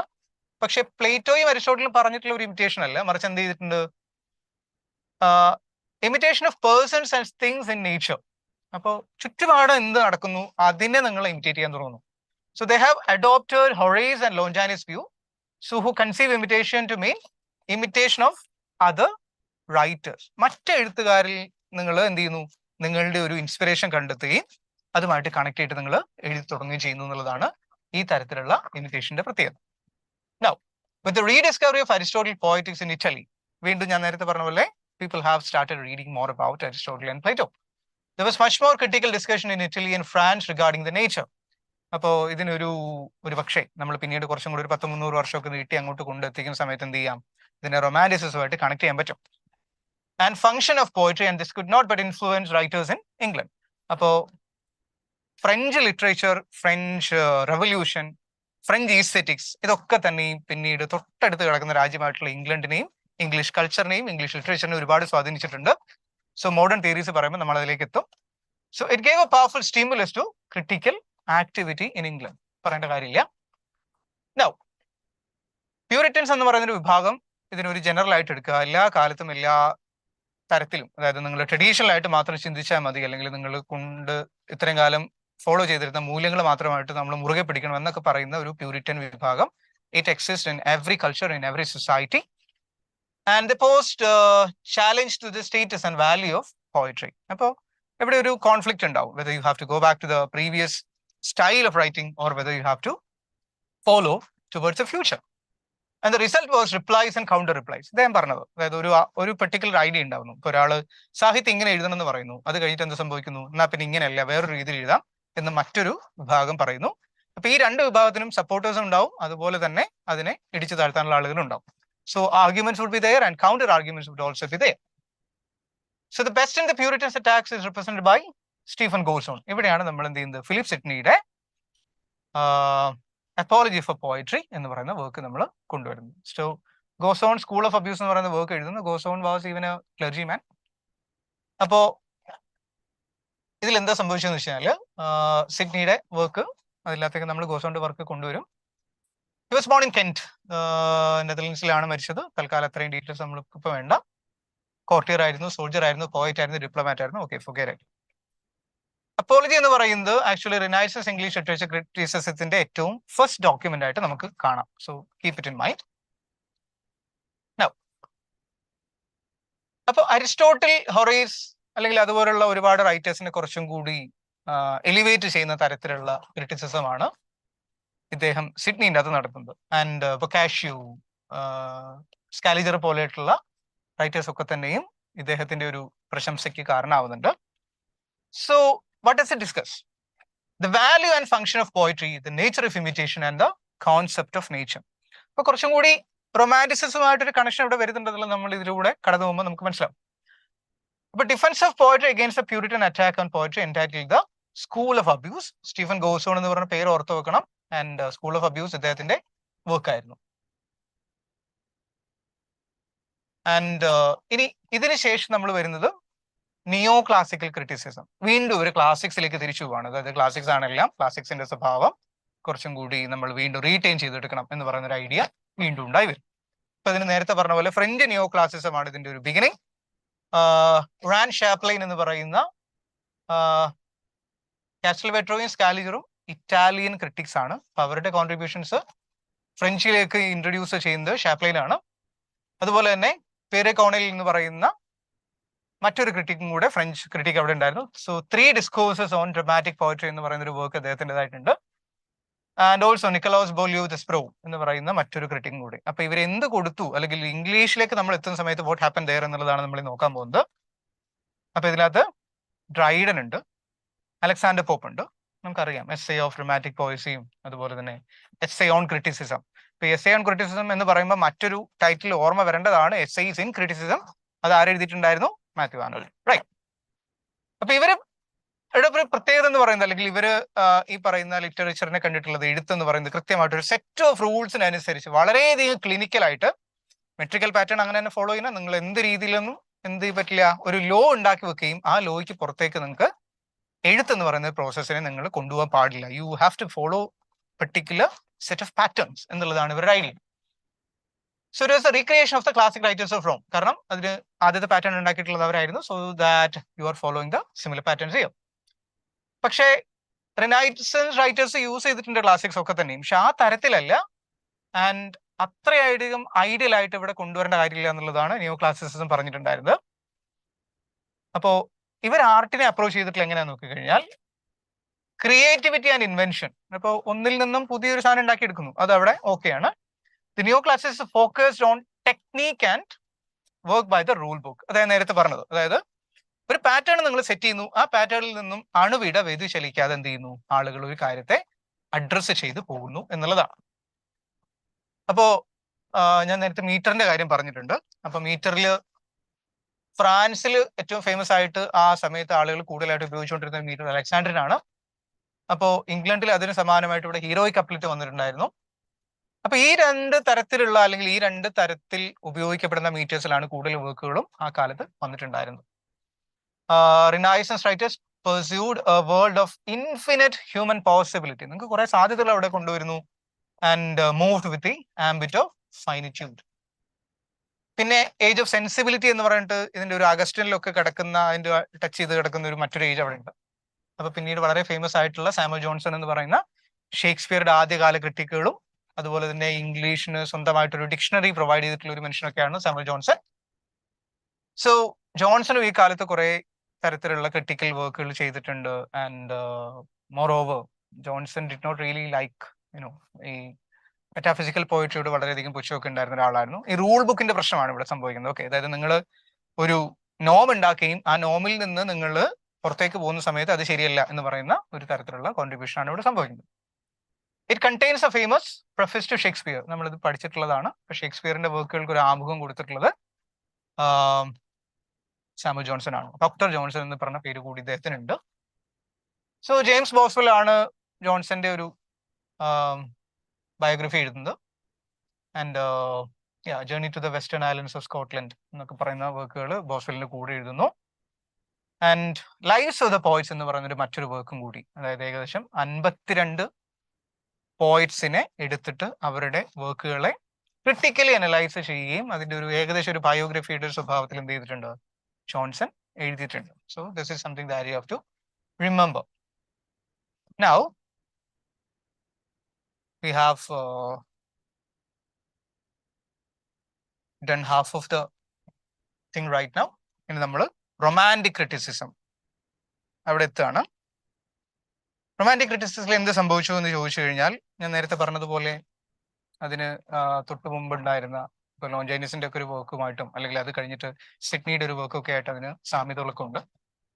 റൊമാൻറ്റിസിസത്തിൽ കൃത്യമായിട്ട് ഒരു പെർട്ടിക്കുലർ പാറ്റേണിലോ അല്ലെങ്കിൽ കുറച്ചുകൂടെ ഫ്രീ ആയിട്ട് ആളുകൾ എഴുതുന്ന ഒരു സ്വഭാവമായിരുന്നുണ്ടെങ്കിൽ അതിനൊരു ക്രിട്ടിക്കൽ ആയിട്ടുള്ള ബാക്ക്ഗ്രൗണ്ട് കൂടിയുണ്ട്. So we are looking at right now.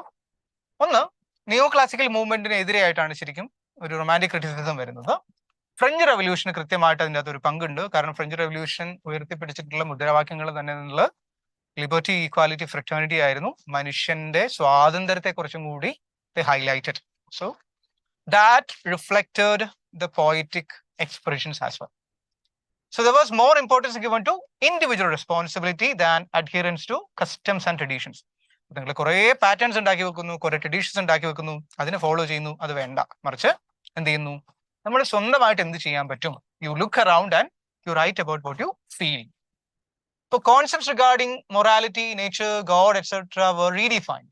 ഇപ്പോൾ ഗോഡിനൊക്കെ ഇപ്പോൾ ഇവിടെ നമ്മൾ റൊമാൻറ്റിക് പോയട്രി ഒക്കെ എടുത്ത് നോക്കിക്കഴിഞ്ഞാൽ ബ്ലേക്ക് ഒക്കെ തന്നെ അത്രയും കാലം നിലനിന്നിരുന്ന പലതരത്തിലുള്ള ട്രഡീഷനെയും വെല്ലുവിളിച്ചുകൊണ്ട് എഴുത്ത് നടത്തിയിട്ടുണ്ട്. അപ്പോൾ ഒരു ഒരു ഒരു ഗോഡ് എന്ന് പറയുന്ന ഒരു ഐഡിയ തന്നെ വെല്ലുവിളിച്ചിട്ടുണ്ട് എന്നുള്ളത് വേണമെങ്കിൽ പറയാം.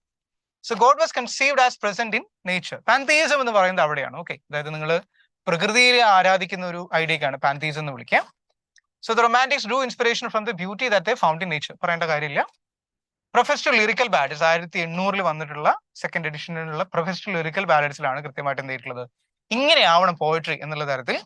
ആൻഡ് ഇത് രണ്ടും എന്താ പറയാ, ഈ പറയുന്ന വർക്ക് ലിറിക്കൽ ബാലഡ്സ് രണ്ടുപേരുടെ കോൺട്രിബ്യൂഷൻ ആണ്. വേർഡ്സ്വർത്തും ഉണ്ട്, കോൾറിഡ്ജും ഉണ്ട്. You already know that. Now literature and literary criticism ഒരു സിമിലർ പാറ്റേൺ സെറ്റ് ചെയ്യുന്നു, giving more importance to the common man. Okay, അപ്പൊ വേർഡ്സ്വർത്ത് പറയുന്ന ഒരു കാര്യത്തിൽ ഏറ്റവും പ്രധാനപ്പെട്ട ഒരു പോയിന്റ് എന്ന് പറയുന്നത് നിങ്ങൾ കുറച്ചും കൂടി സാധാരണക്കാരൻ മനുഷ്യൻ സംസാരിക്കുന്ന രീതിയിലേക്ക് അല്ലെങ്കിൽ ആ സ്വഭാവത്തിലേക്ക്, ആ നേച്ചറുള്ള ഭാഷയെ നിങ്ങൾ കുറച്ചുകൂടി ഉപയോഗിക്കൂ എന്നുള്ളതാണ് ഇതിൻ്റെ അകത്ത് പറയുന്നത്. Romantics achieve the state when they thought about the divinity. അപ്പോൾ ഇൻ എവറിത്തിങ്, പാൻതീസം തന്നെയാണ് നേരത്തെ പറഞ്ഞിട്ടുള്ളത്, ordinary human action, nature. Now ഇനി വേർഡ്സ്വർത്തിനെ സംബന്ധിച്ചിടത്തോളം ഇത് വളരെ ഫേമസ് ആയിട്ട് നമ്മൾ എല്ലാ കാലത്തും പറഞ്ഞു പോകുന്ന ഒന്നാണ്. Spontaneous of love, powerful emotions, recollected in tranquillity. നിങ്ങൾ സ്വസ്ഥമായിട്ട് സ്വച്ഛന്തമായിട്ടിരിക്കുന്ന സമയത്ത് നിങ്ങൾ എന്ത് ചെയ്യുന്നു, ഇതിനെപ്പറ്റിയൊക്കെ ഇരുന്ന് ആലോചിക്കുന്നു. ആ സമയത്ത് നിങ്ങൾക്ക് തോന്നുന്ന ഒരു പോയറ്റിക്കൽ ഡിവിനിറ്റി അല്ലെങ്കിൽ ഒരു പോയറ്റിക്കൽ റിക്കലക്ഷൻ ഒക്കെ ആയിട്ടാണ് എന്ത് ചെയ്യുന്നത്, കവിത വർക്ക് ചെയ്യുന്നത്. So he believe that poetry should not be merely intellectual. കുറേ പഠിച്ചിട്ടുള്ള, കുറേ വായിച്ചിട്ടുള്ള ഒരാൾക്ക് മാത്രം മനസ്സിലാവുന്ന ഒന്നായിട്ട് കവിതയെ ചുരുക്കരുത്. അത് അതിന്റെ ഒരു സ്വഭാവത്തെ മൊത്തമായിട്ട് ഇല്ലാതാക്കുന്നതാണെന്നുള്ളതാണ് വേർഡ്സ്വർത്ത് വിശ്വസിച്ച് പോകുന്നുണ്ടാകുന്നത്. സോ മീറ്റർ ഉണ്ട്, പക്ഷേ മീറ്ററിന് വളരെയധികം പ്രാധാന്യം കൊടുക്കുക എന്ന് പറയുന്ന ഒരു ഐഡിയ ഒന്നും വേർഡ്സ്വർത്തിന് ഉണ്ടായിരുന്നില്ല. The Coleridge. അപ്പൊ കോളറിഡ്ജും വേർഡ്സ്വർത്തിനും ഇവർ ഒരുമിച്ചാണ് വർക്കുകൾ ചെയ്തിട്ടുണ്ടെങ്കിലും രണ്ടും രണ്ട് തരത്തിലാണ് അതിനെ എന്താ പറയുക, അതിന്റെ ഒരു ആപ്ലിക്കേഷൻ വരുന്നത്. ആൻഡ് ഓൾസോ ഇപ്പോൾ rime of the ancient mariner പോലുള്ള വർക്കുകളൊക്കെ തന്നെ ഈ വേർഡ്സ്വർത്തിന്റെ വർക്കുകളായിട്ട് വളരെയധികം ഡിഫറെന്റ് ആണ്. He argue that there is nothing special about the speech of people living close to nature. അപ്പോൾ വേർഡ്സ്വർത്ത് പറഞ്ഞിട്ടുണ്ട്, അതായത് കുറച്ചും കൂടി സാധാരണക്കാരുടെ വാക്കുകൾ ഉപയോഗിക്കണം എന്ന് പറഞ്ഞിട്ടുണ്ടെങ്കിൽ ഇവിടെ എന്ത് സംഭവിച്ചു, നിങ്ങൾ കുറച്ചും കൂടി എന്നിട്ടുണ്ട്, ഇതിന് വലിയ പ്രത്യേകത ഒന്നുമില്ല എന്നുള്ളതാണ് കോളറിഡ്ജ് ഒറ്റയടിക്ക് പറഞ്ഞിട്ടുള്ളത്. ബയോഗ്രഫി ലിറ്റററിയ കോളറിഡ്ജിന്റെ ഏറ്റവും പ്രധാനപ്പെട്ട വർക്കാണ്. ഓർഗാനിക് വ്യൂ ഓഫ് പോയട്രി ആണ്. അപ്പൊ അതിന് എങ്ങനെയാണെന്നുള്ളത് ന്യൂ ക്രിറ്റിക്സ് കുറച്ചുകൂടി അതിനെ എടുത്ത് പിന്നീട് വർക്ക് ചെയ്തിട്ടുണ്ട്. Will come to that. So he borrow many of his theories from German philosophers. അപ്പോൾ ഒരു ജർമ്മൻ റൊമാൻറ്റിസിസം കുറച്ചും കൂടി ഷില്ലറിനെ പോലുള്ള റൈറ്റേഴ്സ് ഇവിടെ വരുന്നുണ്ട്. Without acknowledging their contribution. കോളറിഡ്ജിന്റെ 3 ഐഡിയാസ് നമ്മൾ സമ്മറൈസ് ചെയ്ത് കഴിഞ്ഞു കഴിഞ്ഞാൽ, റിക്കൺസിലേഷൻ ഓഫ് ഓപ്പോസിറ്റ്സ്, കുറച്ചും കൂടി ഒരു ബൈനറി, അതിനൊരു ഹാർമണൈസേഷൻ അവിടെ നടക്കുന്നു. Fancy and imagination, wholeness of poetic creation. അപ്പൊ ഓപ്പോസിറ്റ് ക്വാളിറ്റീസ് എന്ന് പറയുന്നത് sameness, difference, general and the concrete, idea and the image, individual and the representative, novelty and familiarity, emotion, order, self possession, enthusiasm. ഈ പറയുന്ന idea ഒക്കെ തന്നെ binary. അല്ലെങ്കിൽ ഇനി ഫാൻസിയിലേക്ക് എത്തിക്കഴിഞ്ഞാൽ memory which is freed from the order of time and space which is associated with other memories. അപ്പൊ time and സ്പേസുമായിട്ട് related ആയിട്ടാണ് മനുഷ്യൻ കാര്യങ്ങൾ പലപ്പോഴും ഓർത്തു വെക്കുന്നത്. പക്ഷെ അതിൽ നിന്ന് രക്ഷപ്പെട്ടു പോകുന്ന അല്ലെങ്കിൽ അതിൽ നിന്ന് ഇല്ലാതാവുന്ന ഒരു മെമ്മറി ഉണ്ടാവുമ്പോൾ മറ്റ് മെമ്മറിയായിട്ട് അതിന് കണക്ഷൻ ഉണ്ട്. It is control by the will or the choice of the person exercising fancy. ഇതാണ് ഫാൻസിയുമായിട്ട് ബന്ധപ്പെട്ട് കോളറിഡ്ജ് പറഞ്ഞിട്ടുള്ള ഒരു പ്രധാനപ്പെട്ട പോയിന്റ്. ഇമാജിനേഷന്റെ കാര്യത്തിൽ എത്തുമ്പോൾ നിങ്ങൾ ചുമ്മാ ഇരുന്നിട്ട് ഒരു കാര്യത്തെ കണ്ടു തുടങ്ങുന്നു എന്നുള്ളതല്ല. As the unifying of the 𝗟𝗘𝗔𝗗 power, it not only recollects memories and reproduces them in the mind, but recreates them after transformation or modification. അതിനൊരു ചെറിയ മാറ്റം ഉണ്ടാകുന്നുണ്ട്. മെമ്മറി ഈസ് റീവർക്ക്ഡ് എന്ന് വേണമെങ്കിൽ നമുക്ക് ഇവിടെ പറയാം. പിന്നെ രണ്ട് തരത്തിലുള്ള ഇമാജിനേഷൻ. പ്രൈമറി ഇമാജിനേഷൻ ഉണ്ട്, അത് പെർസെപ്ഷൻ ഇൻവോൾവ് ഇൻ ഇമാജിനേഷൻ ആണ്. Individual perceives in his finite mind infinite and eternal act of creation. ഇത് അൺകോൺഷ്യസ് ആയിട്ട് നടക്കുന്നതാണെങ്കിൽ രണ്ടാമത്തെ എന്താ വെച്ചാൽ കണ്ടിന്യൂഷൻ ആണ്, കോൺഷ്യസ് ആണ് എന്നുള്ളതാണ്. അപ്പോൾ unifying element it recreates by diffusing, dissolving and modifying. Unlike fancy it is not fixed and definite. അപ്പോൾ secondary imagination makes possible the reconciliation of opposite. നമ്മൾ നേരത്തെ പറഞ്ഞിട്ടുള്ള എൻ്റെ ഒരു ഐഡിയ തന്നെയാണ് ഇവിടെ. ഇനി ഓർഗാനിക് ഫോർമലിസം. കോളറിജിന്റെ ഒരു തിയറി ഇവിടെ വരുന്നതെന്ന് വെച്ച് കഴിഞ്ഞാൽ ആർട്ട് അതിന്റെ കോണ്ടന്റിൽ നിന്ന് ഉണ്ടായി വരുന്നു എന്നുള്ളതാണ്. ആൻഡ് ഫോമും കോണ്ടന്റും സിമിലർ ആയിട്ട് നിൽക്കുന്ന ഒന്നാണ്. And it is inseparable in poetry. So there is an element of unity in poetry which combines all the constituents in such a manner that they cannot be distinguished from each other. രണ്ടും അത്രയധികം എന്താ പറയാ, നിങ്ങൾക്ക് പിരിക്കാൻ പറ്റാത്ത തരത്തിൽ അത് fuse ചെയ്യുന്നു എന്നുള്ളതാണ്. And to become all things and yet remain the same, to make the changeful God be felt in the river, the lion and the flame. So this is that true imagination.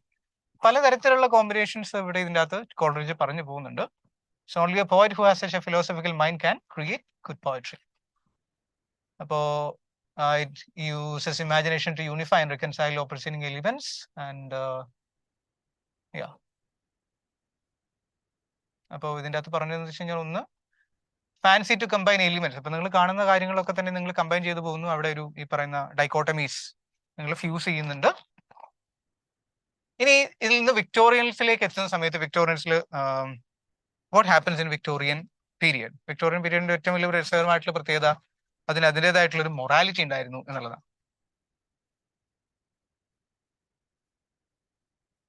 അപ്പൊ ഈ morality കൃത്യമായിട്ട് ആ കാലത്ത് ഉണ്ടായി വന്നിട്ടുള്ള ലിറ്ററേച്ചറിനെ സ്വാധീനിച്ചിട്ടുണ്ട്. And period of decay and decline ആണെന്ന് പറയാം. പല കാരണവശാൽ ഒരു നോവൽ സ്വഭാവമൊക്കെ തന്നെ ഉണ്ടായി വരുന്നതുകൊണ്ട് തന്നെ പോയട്രിക്ക് അത്ര വലിയ സാധ്യതകളൊന്നുമില്ല. ആൻഡ് തിയറി കുറച്ചും കൂടി ഡിക്ലൈൻ ചെയ്തിട്ടുള്ള ഒരു പീരീഡ് ആണ്.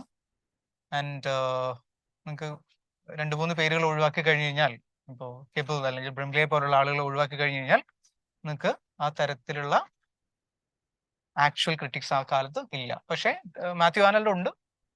And art for arts life psyche എന്ന് പറയുന്ന ഒരു പീരീഡ് ഇതിൻ്റെ അകത്ത് വരുന്നുണ്ട്. ആൻഡ് പ്രൈമറി പീരീഡ് ഇവിടെ നോക്കി കഴിഞ്ഞു കഴിഞ്ഞാൽ first period early Victorian period ആണ്. ഈ സിറ്റിസൻസ് ഒക്കെ കഴിയുന്നു. ലൈഫ് സേക്ക് അല്ലെങ്കിൽ നിങ്ങളിവിടെ ജോൺ റസ്കിൻ ഒരു ആർട്ട് ക്രിറ്റിക് ആയിരുന്നു. ഇവർ രണ്ടുമാണ് ഈ ഒരു മിഡിൽ പീരീഡിൽ ഏറ്റവും ഫേമസ് ആയിട്ടുള്ള critics. And illuminating and original എന്ന് പറയുന്ന ഒരു അവസ്ഥയിലേക്ക് ഇത് എത്തുന്നുണ്ട്. So Ruskin achieved compromise or synthesis between art and morality.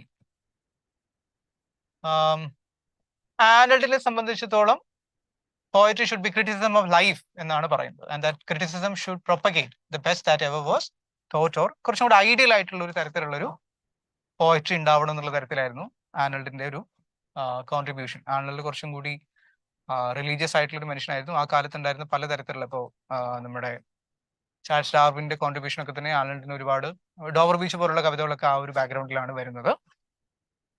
Now later period art for art's sake ആണ്. ഇതൊരു ഫ്രഞ്ച് ഐഡിയ ആണ്. ആൻഡ് ഫ്രഞ്ചിൽ നിന്ന് ഇങ്ങോട്ടേക്ക് വരുന്നു. നിങ്ങൾ കവിത എഴുതുന്നു അല്ലെങ്കിൽ ആർട്ട് ഉണ്ടാക്കുന്നു. അതിന് പ്രത്യേകിച്ച് സാമൂഹികമായിട്ടുള്ള ഒരു തരത്തിലുള്ള ഒരു കോൺട്രിബ്യൂഷനോ അതിനൊരു പ്രത്യേകിച്ച് റെസ്പോൺസിബിലിറ്റി ഒന്നുമില്ല. It is created so that it stays there. And between art and life was broken and the cult art for art's sake acquired prominence. And Walter Pater, Oscar Wilde പോലുള്ള റൈറ്റേഴ്സ് അവിടെ ഉണ്ട്. വൈൽഡിന്റെ പ്ലേസും കഥകളൊക്കെ തന്നെയും വളരെയധികം famous ആയിട്ടുണ്ടായിരുന്നു ആ കാലത്ത്. And കുറച്ചും കൂടി എഴുതാൻ വേണ്ടി എഴുതുന്ന, അല്ലെങ്കിൽ ഒരു അതിൻ്റെതായിട്ടുള്ള ഒരു ഐഡന്റിറ്റി മതി എന്നുള്ള വിശ്വസിച്ചിട്ടുള്ള എഴുത്തുകാരായിരുന്നു ഇവരൊക്കെ തന്നെ. സോ പെർസ്യൂട്ട് ഓഫ് ബ്യൂട്ടി ആണ് അവിടെ ഉണ്ടായിരുന്നത്. So we have covered half of it right now.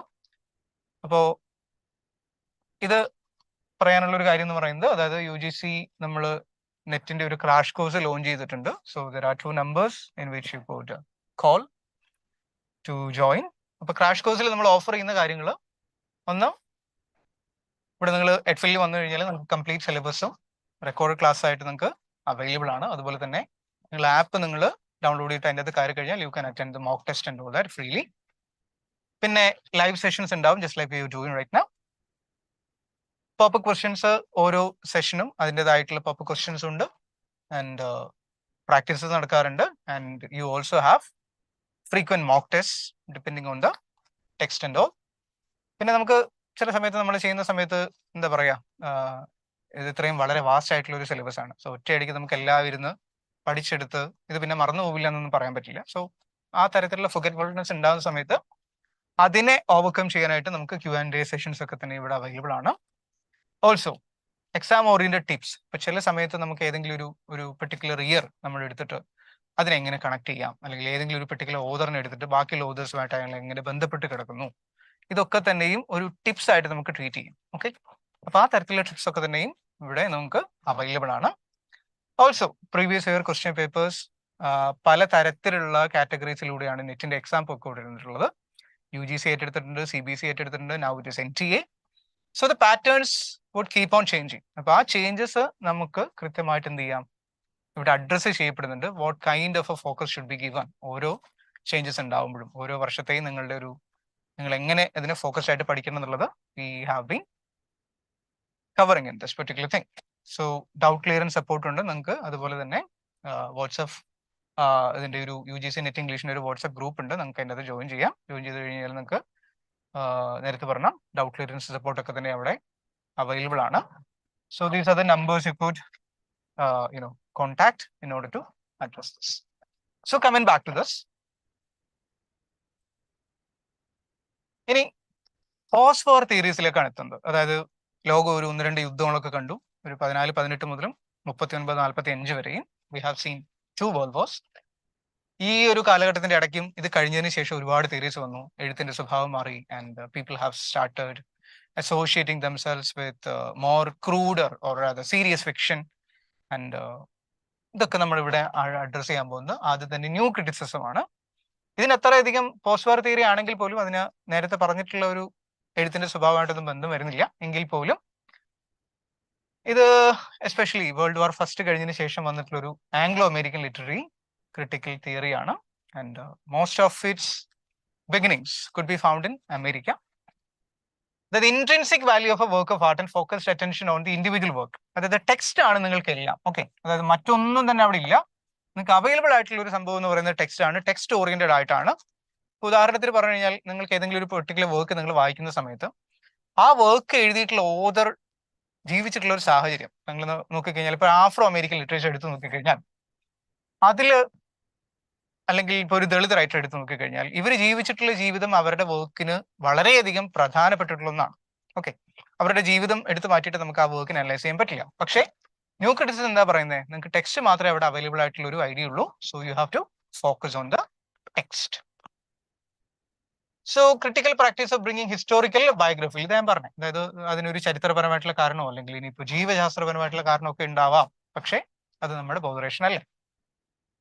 And close reading എന്ന് പറയുന്നത് ടെക്സ്റ്റിനെ നിങ്ങൾ എത്രത്തോളം അതിൽ നിന്നും ഓരോ വേർഡും അല്ലെങ്കിൽ ഓരോ ആ ടെക്സ്റ്റിനെ എത്രത്തോളം നിങ്ങൾക്ക് മൾട്ടിപ്ലൈ എന്താ പറയുക ഡിസെക്ട് ചെയ്തെടുക്കാം, ആ ഡിസെക്ഷൻസ് വെച്ചിട്ട് നിങ്ങൾ അതിനെ ഡീൽ ചെയ്യുന്നു. സോ ഇതിലുള്ള സെമിനൽ വർക്ക്സ് എന്നൊക്കെ പറയുന്നത് അയ്യർ റിച്ചാർഡ്സ് ഇതിനകത്തുണ്ട്. പ്രാക്ടിക്കൽ ക്രിറ്റിസിസം അയ്യർ റിച്ചാർഡ്സിന്റെ വർക്കാണ്. അതുപോലെ തന്നെ വില്യം എംസന്റെ 7 types of ambiguity 1930 വരുന്നത്.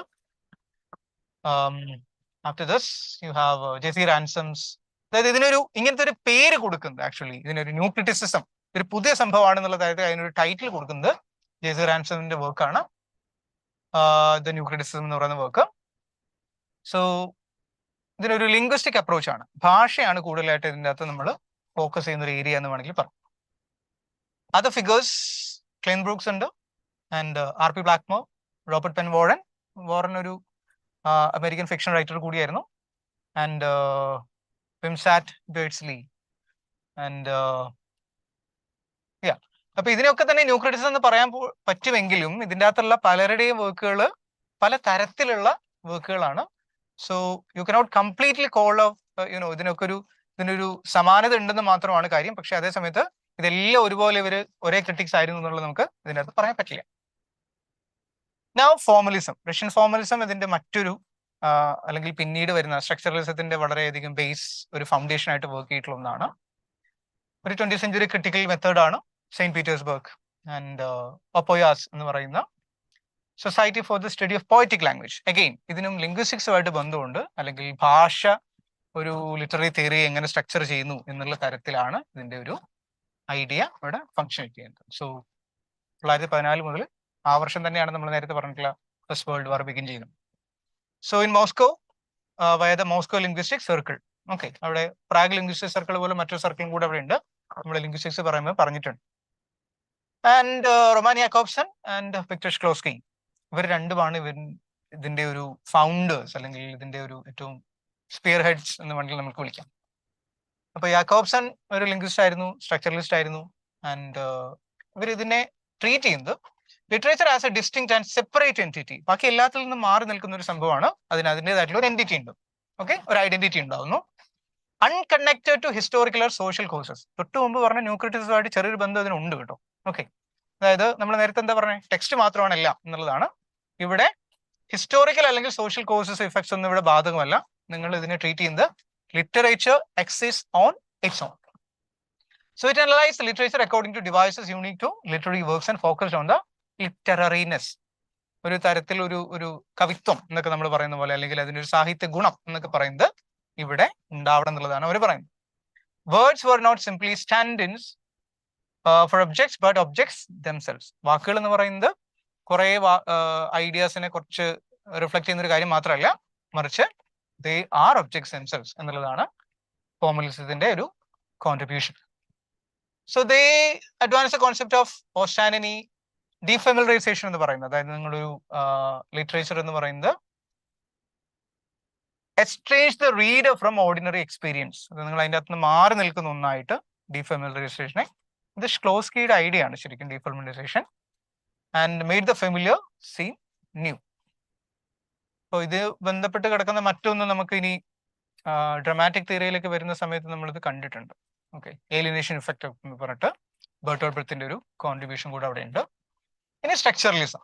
ഓക്കെ, അപ്പൊ ഹ്യൂമാനിറ്റീസ് സ്ട്രക്ചറലിസം എന്ന് പറയുന്നത് ആക്ച്വലി ഒരു വളരെ വൈഡ് ആയിട്ടുള്ള ഒരു മൂവ്മെന്റ് ആണ്. ഓൾറൈറ്റ്, സോ ഇത് ആന്ത്രപ്പോളജി ആയിട്ട് കണക്ഷൻ ഉണ്ട്, ലിംഗ്വിസ്റ്റിക്സുമായിട്ട് കണക്ഷൻ ഉണ്ട്, ലിറ്റററി തിയറി ആയിട്ട് കണക്ഷൻ ഉണ്ട്. 1950 വന്നിട്ടുള്ള സൊഷ്യൂർ എന്ന് പറയുന്ന ഫെർഡിനാൻഡ് ഡെ സൊഷ്യൂർ എന്ന് നമ്മൾ കഴിഞ്ഞ ദിവസം പറഞ്ഞുകൊണ്ടിരുന്ന ലിംഗ്വിസ്റ്റിന്റെ വലിയ കോൺട്രിബ്യൂഷൻസ് അടിത്തറ പാകിയിട്ടുള്ള ഒരു ലിറ്റററി ആന്ത്രപ്പോളജിക്കൽ ലിംഗ്വിസ്റ്റിക് മൂവ്മെന്റ് ആണ് structuralism. So based primarily on the linguistic theories of Saussure and consider language as a system of signs and signification. നമ്മളത് ഓൾറെഡി പറഞ്ഞു പോയിട്ടുള്ളതാണ്. സിഗ്നിഫയർ, സിഗ്നിഫൈഡ്, ഇത് രണ്ടും കൂടി സൈൻ എന്ന് പറയുന്ന ഒരു ടോട്ടൽ ഐഡിയ ഉണ്ടാക്കിയെടുക്കുന്നു. അപ്പോൾ ഇതിന് പരസ്പരം കണക്ഷൻ അവിടെ ഉണ്ട്. ഈ കണക്ഷൻസ് ബേസ് ചെയ്തിട്ടാണ് നിങ്ങൾ ഒരു മീനിങ് ഉണ്ടാക്കിയെടുക്കുന്നത്. ലീവി സ്ട്രോസിനെ പോലെയുള്ള ആന്ത്രപ്പോളജിസ്റ്റ് ഇതിന്റെ ഭാഗമായിട്ട് വർക്ക് ചെയ്തിട്ടുണ്ട്. ആൻഡ് റൊമാൻ യാക്കോബ്സൺ ഇതിന്റെ കൂടെ ഉണ്ടായിരുന്നു. നോർത്തോപ്പ് ഫ്രൈനെ പോലുള്ള anthropologist also were part of this movement. Archetypal ക്രിറ്റിസിസത്തിലേക്ക് നമ്മൾ വരുന്നുണ്ട്. And structuralism regarded language as a closed stable system. അതായത് ക്ലോസ് സിസ്റ്റം ആയിട്ടാണ് അതിനെ കണ്ടിട്ടുള്ളത്. നിങ്ങൾക്ക് അതിനെ കുറച്ചും കൂടി ഇതിനെ ഓപ്പൺ ആക്കി എടുക്കുക, അല്ലെങ്കിൽ കുറച്ചും കൂടി അതിനെ മാറ്റുക എന്ന് പറയുന്ന ഒരു പ്രോസസ്സ് അവർ വിശ്വസിച്ചിരുന്നില്ല എന്നുള്ളതാണ് സത്യം. So by the late 1960s it had given way to post structuralism. പിന്നീട് ഇതിനെ എതിർക്കാനായിട്ട് എന്ത് ചെയ്തു, റീഡയുടെ ഒക്കെ തന്നെ നേതൃത്വത്തിൽ വന്നിട്ടുള്ള പോസ്റ്റ് സ്ട്രക്ചറലിസം അവിടെ ഫങ്ഷൻ ചെയ്യുന്നുണ്ട്. നൗ ഇതൊരു മൂവ്മെന്റ് എന്ന് പറയാൻ പറ്റില്ല. ആക്ച്വലി ഇതൊരു എന്താ പറയാ, ഒരു വളരെ മൾട്ടിഫാസറ്റഡ് ആയിട്ടുള്ള ഒരു ഐഡിയ. ആ ഐഡിയയുടെ ഒരു തിയററ്റിക്കൽ പാർട്ടാണ് പിന്നീട് വരുന്ന തെറീദ കോൺട്രിബ്യൂട്ട് ചെയ്തിട്ടുള്ള പ്രൊപ്പൗണ്ട് ചെയ്തിട്ടുള്ള deconstruction. Philosophy began in France. Okay, ഇതൊരു ഫ്രഞ്ച് തിയറിയാണ് ultimately. So drawing upon the linguistic theories of Ferdinand de Saussure, Levi സ്ട്രോസിന്റെ വർക്കുകളൊക്കെ തന്നെ എടുത്തിട്ട്, അപ്പോൾ ദെറീദയുടെ ഐഡിയ ഇവിടെ വരുന്നത് ലാംഗ്വേജ് ഒരു ട്രാൻസ്പെറന്റ് മീഡിയം ഒന്നുമല്ല, മറിച്ച് that connects one directly with a truth or reality outside, but rather a structure or code whose parts derive their meaning from their contrast with one another and not from any connection with an outside world. Simple ആയിട്ട് പറഞ്ഞു കഴിഞ്ഞാൽ, പക്ഷേ ഇത് അത്രയധികം simple ആയിട്ട് പറയാൻ പറ്റില്ല. അതായത് നേരത്തെ നമ്മൾ സ്ട്രക്ചറലിസത്തിൽ പറഞ്ഞിട്ടുള്ള അവിടെ ഒരു സ്ട്രക്ചർ ഉണ്ട്. ആ പറയുന്ന നിങ്ങൾ ഓരോന്നിനെയും നിങ്ങൾ സ്ട്രക്ചർ ആയിട്ട് എടുക്കുന്നു, ഒരു പാർട്ടായിട്ട് എടുക്കുന്നു. ഈ പാർട്ടുകൾ തമ്മിൽ ബന്ധമുണ്ടെന്നുള്ളതാണ് സ്ട്രക്ചറലിസത്തിന്റെ ഏറ്റവും വലിയ ഒരു ഐഡിയ അവിടെ പറയുന്നത്. ഒരു അണ്ടർലൈനിങ് ഐഡിയ എന്ന് പറയുന്നത് അവിടെയാണ്. സോ ഹിയർ ബാർത്തിനെ പോലുള്ള, ലെക്കാനെ പോലുള്ള, ജൂലിയ ക്രിസ്റ്റേവ, മിഷേൽ ഫൂക്കോ, ഇപ്പോൾ വേണമെങ്കിൽ ബാർത്തിന്റെ ഒരു ഐഡിയ നമ്മൾ എടുത്തിട്ട് ഇതിനകത്ത് ഡെത്ത് ഓഫ് ദി ഓതർ എന്ന് പറയുന്ന ഒരു ഐഡിയ ബാർത്ത് കൊണ്ടുവരുന്നുണ്ട്. ഡെത്ത് ഓഫ് ദി ഓതർ പറയുന്നത് ലുക്ക് അറ്റ് ഇറ്റ്, ഇവിടെ നിങ്ങളൊരു വർക്ക് ചെയ്യുന്നു, വർക്ക് കഴിയുന്നു, എഴുതി കഴിയുന്നു, വർക്ക് ഇത് റീഡറിലേക്ക് എത്തുന്നു. റീഡർ വായിക്കുന്നതോട് കൂടി പുസ്തകം പിന്നീട് എഴുതിയ ആളുടേതല്ല, മറിച്ച് എന്ത് സംഭവിക്കുന്നു? അതായത് ബാർത്തിന്റെ ഒരു എസ്സേ എൻഡ് ചെയ്യുന്നത് ഇങ്ങനെയാണ്: the birth of the reader should happen at the cost of the death of the author എന്ന് പറയുന്നുണ്ട്. അപ്പോ അത്രയും കാലം റൈറ്റർ സെൻട്രിക് ആയിട്ടുള്ള ഒരു വേൾഡിനെ റീഡർ സെൻട്രിക് ആയിട്ട്, റീഡർ ക്രിയേറ്റ് ചെയ്തെടുക്കുന്ന മീനിങ്സ് ആണ് പ്രധാനം എന്നുള്ള തരത്തിലേക്ക് എന്ത് ചെയ്യുന്നു? Post structuralism കൊണ്ടെത്തിക്കുന്നുണ്ട്.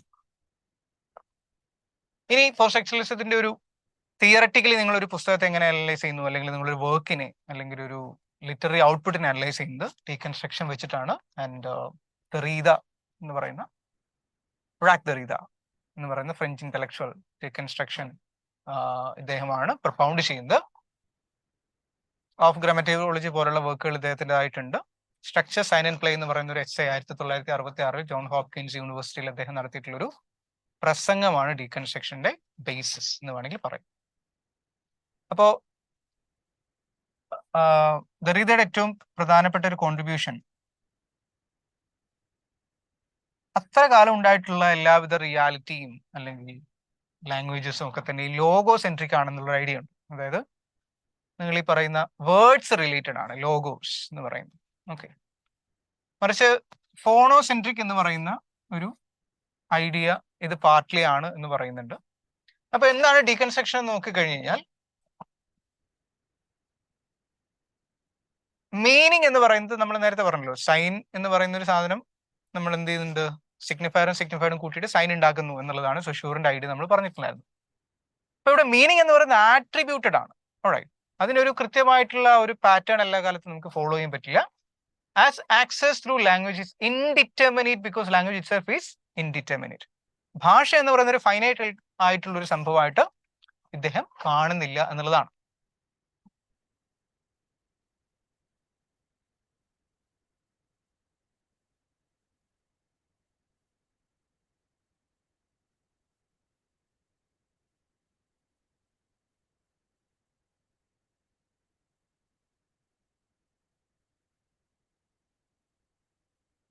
So it's a system of signifiers that can never fully mean. അപ്പോ ഇത് എല്ലാ കാലത്തും പോസ്റ്റ്പോൺ ചെയ്യാണ് മീനിങ്ങിനെ. അതായത് ഇപ്പോൾ ഒരു വാക്ക് നിങ്ങൾ എടുക്കുന്നു, ഓക്കെ, ആ വാക്കിന്റെ അർത്ഥം എന്ന് പറയുന്നത് അതിന് സ്വന്തമായിട്ടുള്ള ഒരു മീനിങ് അല്ല. ആ വാക്കിന്റെ അർത്ഥം നിങ്ങൾ തേടിപ്പോയി കഴിഞ്ഞാൽ എന്ത് സംഭവിക്കും? നിങ്ങൾക്ക് കിട്ടുന്ന മറ്റൊരു വാക്ക് മാത്രമാണ്. So it is always postponing the meaning of A particular word. A word can refer to an object but can never be that object. Okay, അതായത് ഒരു വാക്ക് എന്ന് പറയുന്നത് എല്ലാ കാലത്തും എന്ത് ചെയ്യുന്നു? അത് കണ്ടിന്യൂ ചെയ്തു പോകുന്നു. It never creates an idea that you have been given a particular meaning. So deconstruction as a response to certain strains of Western philosophy, the focus of a group of literary theorists at Yale, including Paul de Man and Jeffrey Hartman. ഇത് പിന്നീട് വന്നിട്ടുള്ള deconstruction post സ്ട്രക്ചറലിസ്റ്റുകളാണ്. Now coming back to archetypal criticism, mythology ലിറ്ററേച്ചറുമായിട്ട് connect ചെയ്യുന്ന ഒന്നാണ് architectural criticism ഇവിടെ. And ഇതിൽ ഏറ്റവും പ്രധാനപ്പെട്ട കോൺസെപ്റ്റ് എന്ന് പറയുന്നത് കളക്റ്റീവ് അൺകോൺഷ്യസ് എന്ന് പറയുന്ന, അല്ലെങ്കിൽ ഒരു പെർട്ടിക്കുലർ സൊസൈറ്റിയിൽ ഒരുപാട് ആളുകൾ ഫോളോ ചെയ്തു പോകുന്ന കുറേ പാറ്റേൺസ് ഉണ്ടാവാം. ഇതൊരിക്കലും ബോധപൂർവമായിട്ട് സംഭവിക്കുന്ന ഒന്നല്ല, because that particular group has been acquiring a lot of traditions because of their living nature and all that. അപ്പോ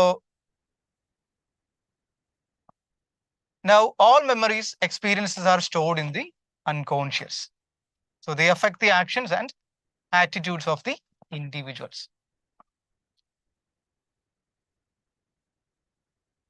ഇതിൽ പ്രധാനപ്പെട്ടുള്ള രണ്ട് തിയറിസ്റ്റുകൾ വരുന്നത്, ഒന്ന് നോർത്ത് ഓഫ് റൈ ആണ്, മറ്റേത് 𝗟𝗘𝗔𝗗 ആണ്. ആൻഡ് ജുങ്ങിന്റെ കോൺസെപ്റ്റ് ആണ് കളക്റ്റീവ് അൺകോൺഷ്യസ് നേരത്തെ പറഞ്ഞ പോലെ. ആൻഡ് റേഷ്യൽ മെമ്മറീസ് എക്സ്പീരിയൻസ് ഒക്കെ തന്നെ ഓരോ ഇൻഡിവിജ്വലിൽ ഉണ്ടാവുന്നു. ഈ ഇൻഡിവിജ്വലിൽ ഉണ്ടാവുന്ന മെമ്മറീസ് ഒക്കെ തന്നെ ഒരു കളക്റ്റഡ് ആയിട്ടുള്ള ഒന്നാണ്, അതൊരാളിൽ മാത്രമല്ല. So these memories recalled through literature by the presence of archetypal figures, symbols and motifs. Archetypes എന്ന് പറയുന്നത് റെക്കറിംഗ് നാരറ്റീവ് ഡിസൈൻസ് ആണ്. അതിനൊരു കൃത്യമായിട്ടുള്ള പാറ്റേൺ ഉണ്ട്.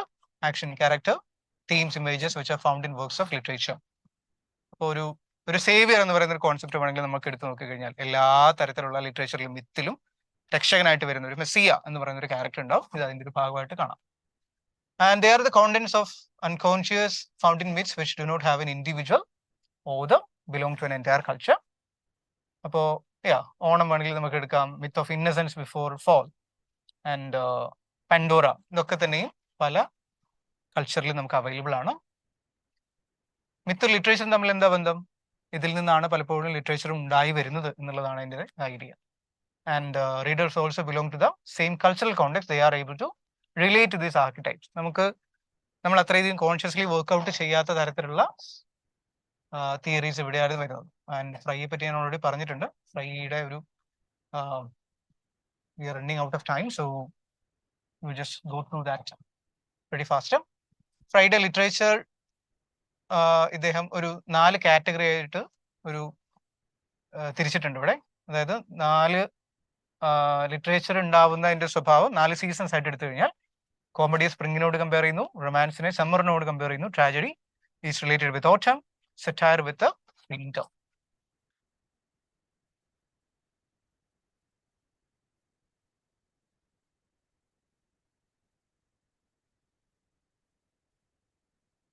Now, so we'll move on to the next theory right now, reader response criticism.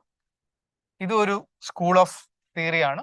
And ഒരു literary experience നിങ്ങൾ ഉണ്ടാക്കിയെടുക്കുന്നത് in contrast to other schools and theory that focus attention primarily on the author content and form of the work.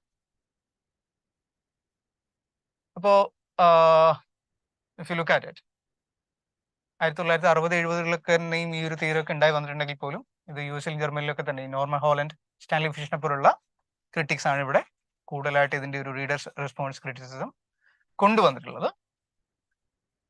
നേരത്തെ പറഞ്ഞ ബാർത്തിന്റെ ഒരു idea കൂടി ഇതിൻ്റെ അകത്ത് കൊണ്ടുവരാം. അതായത് റീഡർ ആണ് മൊത്തമായിട്ട് നിങ്ങൾ ഒരു പെർട്ടിക്കുലർ ഐഡിയ എങ്ങനെ ഫോളോ ചെയ്യുന്നു. അതായത് അവിടെ ഓതർക്ക് പ്രത്യേകിച്ച് ഓപ്ഷൻ ഒന്നും പിന്നീട് അവൈലബിൾ അല്ല. You are focusing more on the reader. Now post colonial theory, അതായത് ഒരു കാലത്ത് കോളനികളായിരുന്ന രാജ്യങ്ങളിൽ നിന്ന് പിന്നീട് വരുന്ന വർക്കുകൾക്കൊക്കെ തന്നെ ഒരു പൊതു സ്വഭാവം ഉണ്ടാകും. ആ സ്വഭാവം എന്ന് പറയുന്നത് കോളനികളായിരുന്ന രാജ്യങ്ങൾക്കെതിരെയുള്ള റൈറ്റിംഗ് ആണ്. അതാണ് പോസ്റ്റ് കൊളോണിയൽ തിയറി. ബ്രിട്ടന്റെ കോളനികളായിരുന്നു, ഫ്രാൻസിന്റെ കോളനികളായിരുന്ന രാജ്യങ്ങളുണ്ട്, ആൻഡ് പോർച്ചുഗലിന്റെ കോളനികളായിരുന്ന രാജ്യങ്ങളുണ്ട്. All these people have created literature, also criticism based on their experiences. Imperialism ആണ് പിന്നീടുള്ളത്. കൊളോണിയലിസം തന്നെ ആവണമെന്നില്ല. എന്ന് വെച്ച് കഴിഞ്ഞാൽ വളരെയധികം സട്ടിലായിട്ട് സംഭവിക്കുന്ന ഒന്നാണ് ഇമ്പീരിയലിസം. ആൻഡ് എംഎസ്എസ്ആർ, Albert Memmi, Frantz Fanon, wretched of the earth പോലുള്ള വർക്കുകൾ എഴുതിയിട്ടുള്ള ഫ്രാൻസ് ഫാനൻ ഇതിന്റെ ഒരു വളരെ ഫേമസ് ആയിട്ടുള്ള ഒരു പ്രൊപ്പണൻസിൽ ഒരാളാണ്. പിന്നെ അതുപോലെ തന്നെ എഡ്വേർഡ് സൈദ് ഉണ്ട്. ഹോമിക്കെ ബാബ എന്ന് പറയുന്ന നമ്മുടെ ഒരു ഇന്ത്യൻ ആയിരുന്നു, but he went to use later. So subaltern studies, Gayatri Chakravorty സ്പിവാക്കിനെ പോലുള്ള റൈറ്റേഴ്സിന്റെ കോൺട്രിബ്യൂഷൻസ് ആണ് subaltern studies. Can the subaltern speak എന്ന് പറയുന്ന വർക്കൊക്കെ എടുത്ത് ഓർമ്മിച്ച് വെക്കണം.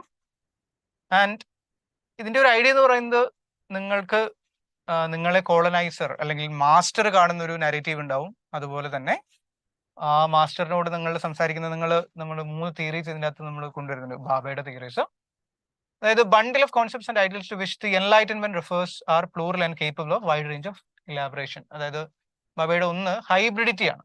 ഓക്കെ, സെയ്ദിന്റെ ഓറിയന്റലിസം എന്ന് പറയുന്ന വർക്കിൽ നിന്ന് അദ്ദേഹം പിന്നീട് വർക്ക്ഔട്ട് ചെയ്യുന്ന ഒരു തിയറിയാണത്. New cultural forms from multi culturalism. ഇന്നത്തെ കൾച്ചർ എന്ന് പറയുന്നത് എപ്പോഴും വൈഡ് ആയിട്ട് ഇങ്ങനെ മുന്നോട്ട് പൊയ്ക്കൊണ്ടിരിക്കുന്ന ഒന്നാണ്. Alright. So instead of seeing colonialism as something locked in the past, he shows that how its histories and cultures constantly intrude on the present, demanding that we transform our understanding of cultural relations. His work transformed the study of colonialism by applying post-structuralist methodologies to colonial texts. അതുപോലെ തന്നെ ഇദ്ദേഹത്തിന്റെ ഒരു മറ്റൊരു idea ആംബിവാലൻസ് ആണ്. And culture എന്ന് പറയുന്നത് opposing perceptions and dimensions are available in this. So ഒരു duality ഉണ്ടാവുന്നു. കോളനൈസ്ഡ് അതർ എന്ന് പറയുന്നത്, അദറിങ് എന്ന് പറയുന്നത്, അതായത് ഒരു ഒറിജിനൽ ആയിട്ടുള്ള ഒരു പെർട്ടിക്കുലർ എൻറ്റിറ്റി അവിടെ ഉണ്ടാവുന്നു. അത് കഴിഞ്ഞിട്ട് ബാക്കി എല്ലാവരും മറ്റുള്ളവരാണ്, അല്ലെങ്കിൽ നമ്മുടെ കൂടെ ചേരാത്തവരാണെന്നൊരു ഐഡിയ കൊളോണിയലിസത്തിന്റെ ഭാഗം കൂടിയാണ്. ഉദാഹരണത്തിന് ഇന്ത്യയിലേക്ക് ബ്രിട്ടീഷുകാർ വരുമ്പോൾ അവരാണ് ഏറ്റവും പ്രൈം ആയിട്ടുള്ള സബ്ജക്ട്സ്, ബാക്കി എല്ലാവരും അവർക്ക് താഴെ എന്ന് പറയുന്നത് അദറിങ്ങിന്റെ ഭാഗമാണ്. ആൻഡ് ഇനൻസിയേഷൻ, സ്റ്റീരിയോടൈപ്പ് ഇതൊക്കെ തന്നെയും നമുക്ക് പറഞ്ഞു പോകാനുള്ള ഇനൻസിയേഷന്റെ പ്രത്യേകത എന്ന് പറയുന്നത്, ഇപ്പോൾ if you look at it,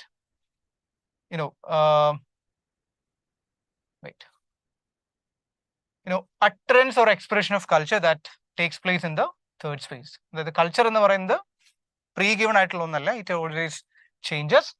it must be uttered. It is through enunciation that cultural difference is discovered and recognized. അപ്പൊ നിങ്ങൾ അതിനെ ഒരു act of utterance or expression of A culture ആണ്. നിങ്ങൾ അതിനെ മിണ്ടാതിരുന്നത് കൊണ്ട് എന്ത് ചെയ്യില്ല, കൾച്ചറിന് ഒരിക്കലും ഡെവലപ്മെന്റ് ഉണ്ടാവില്ല. So you will have to keep on talking about it. Stereotypes പറയേണ്ട കാര്യമില്ല.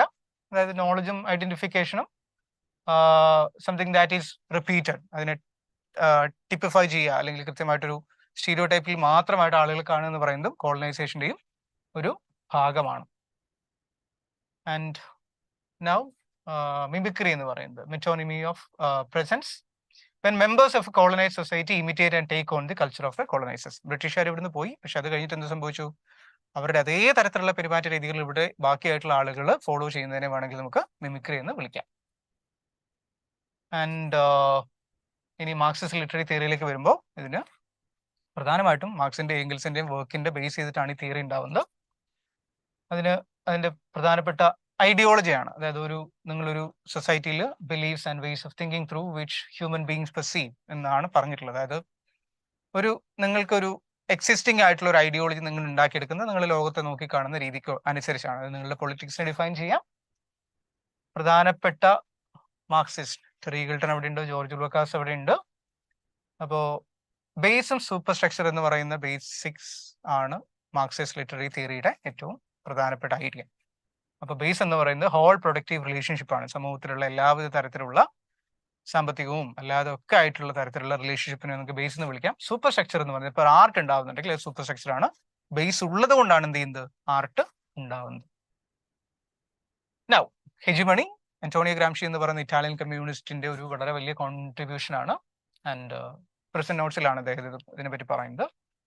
അതായത് ഒരു സമൂഹം എന്ത് ചെയ്യുന്നു, ഒരു ഫണ്ടമെന്റൽ ക്ലാസ് അവരുടെ പൊളിറ്റിക്കൽ ഇന്റലക്ച്വൽ ആയിട്ടുള്ള എല്ലാവിധ ഐഡിയാസും ഒരു സമൂഹത്തില് വയലൻസ് ഒന്നും ഇല്ലാതെ, പ്രത്യേകിച്ച് ഒരു തരത്തിലുള്ള ഒരു എന്താ പറയാ ഫോഴ്സ്ഡ് അല്ലാതെ അതിനെ നിങ്ങൾ നിർമ്മിച്ചെടുക്കുന്നു. ആ ഒരു സമൂഹത്തെ നിങ്ങളതാക്കി മാറ്റിയെടുക്കുന്നതിനെ ഹെജിമണി എന്ന് വേണമെങ്കിൽ വിളിക്കാം. പിന്നെ RSA ISA, ലൂയി അൽത്തൂസർ എന്ന് പറയുന്ന മറ്റ് ഒരു മാർക്സിസ്റ്റിന്റെ കോൺട്രിബ്യൂഷൻ ആണ്. RSA എന്ന് പറയുന്നത് റിപ്രസീവ് സ്റ്റേറ്റ് അപ്പാരറ്റസ്. ISA എന്ന് പറയുന്നത് ഇന്റലക്ച്വൽ ആണ്. ഓക്കെ, അതായത് ഐഡിയോളജിക്കലായിട്ട് മാറുമ്പോൾ ഒന്നുകിൽ റിപ്രസീവ് വയലൻസ് ആണ്, പേര് പറയുന്ന പോലെ. നിങ്ങൾക്ക് ഇപ്പോൾ ഫോർ എക്സാമ്പിൾ ഫാഷിസം എടുക്കുന്നു, അതായത് നിങ്ങൾക്ക് ഒരു പെർട്ടിക്കുലർ രീതിയിൽ മാത്രമാണ് നിങ്ങൾ വസ്ത്രം ധരിക്കേണ്ടത് അല്ലെങ്കിൽ നിങ്ങൾ ചിന്തിക്കേണ്ടതെന്ന് പറയുന്നത് ഫാഷിസമാണ്, റൈറ്റ്? അപ്പോൾ അത് RSA ആയിട്ട് വർക്ക് ചെയ്യും. നിങ്ങൾക്ക് വേറെ ഓപ്ഷൻ ഒന്നുമില്ല, ഒന്നുകിൽ നിങ്ങൾ കൊല്ലപ്പെടും അല്ലെങ്കിൽ നിങ്ങൾക്ക് അതുമായിട്ട് ഫോളോ ചെയ്ത് പോവാം. ഐഡിയോളജിക്കൽ എന്ന് പറയുന്നത് നിങ്ങളെ വളരെയധികം സമാധാനപൂർവ്വം നിങ്ങൾക്ക് ആവശ്യമുള്ളതൊക്കെ തരികയും പക്ഷെ അവരുടെ ആവശ്യങ്ങൾ നിറവേറ്റി ചെയ്യുന്ന ഒരു പെർട്ടിക്കുലർ ഗവൺമെന്റൽ അല്ലെങ്കിൽ നോൺ ഗവൺമെന്റൽ സിനാരിയോ ആയിട്ട് വേണമെങ്കിൽ നമുക്ക് ISA എടുക്കാം. Now back to the last one, feminism. So Mary Wollstonecraft അല്ലെങ്കിൽ നമ്മുടെ മേരി ഷെല്ലിയുടെ അമ്മയായിട്ടുള്ള വോളസ്റ്റോൺക്രാഫ്റ്റിന്റെ ആദ്യത്തെ വർക്കൊക്കെയാണ് ഇവിടെ നമ്മൾ പ്രധാനമായിട്ടും പറഞ്ഞു വരുന്നത്. JS മില്ലൊക്കെ തന്നെ ഫെമിനിസത്തിന്റെ ആദ്യകാലത്തെ വക്താക്കളായിരുന്നു. Even Bernard Shaw was there.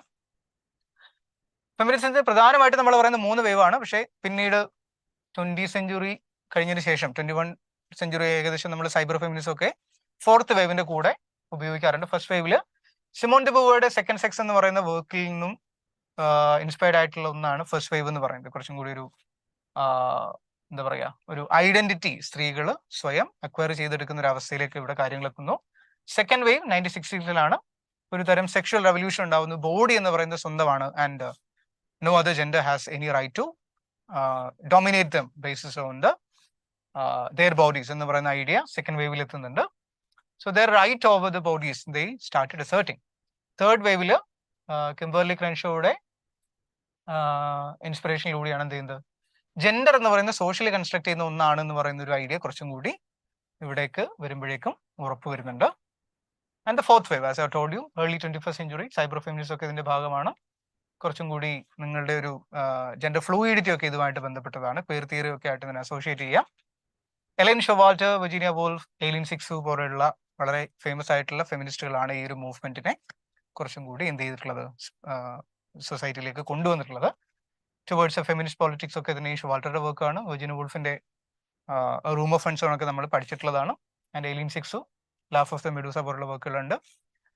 And എക്രിത്തൂർ feminine എന്ന് പറയുന്ന അല്ലെങ്കിൽ വിമൻ റൈറ്റിംഗ് എന്നൊക്കെ പറയുന്ന ഐഡിയ സിക്സുവിൻ്റെതാണ്. കൈനോ ക്രിറ്റിസിസം ഷൊവാൾട്ടറുടെ മറ്റൊരു വർക്കായിട്ട് ഇവിടെ ഒരു ഐഡിയ ആയിട്ട് ഇവിടെ വരാം. അതായത് ഒരു ഫീമെയിൽ ഫ്രെയിംവർക്ക് ഉണ്ടാവണം. അതായത് സ്ത്രീകൾ എങ്ങനെയാണ് ഒരു വർക്കിൽ പോർട്രേറ്റ് ചെയ്യപ്പെടുന്നത് എന്നുള്ളത് അനലൈസ് ചെയ്യാനായിട്ട് നിങ്ങൾക്കൊരു പെർട്ടിക്കുലർ സ്റ്റൈൽ ഓഫ് ക്രിറ്റിസിസം ഉണ്ടാവണം എന്നുള്ളതാണ് ഇതിൻ്റെ അകത്ത് പറയുന്നത്. And last one, eco criticism. നേച്ചറും വർക്കുകളും ലിറ്ററേച്ചറും ഒക്കെ തമ്മിലുള്ളൊരു ബന്ധമാണ്.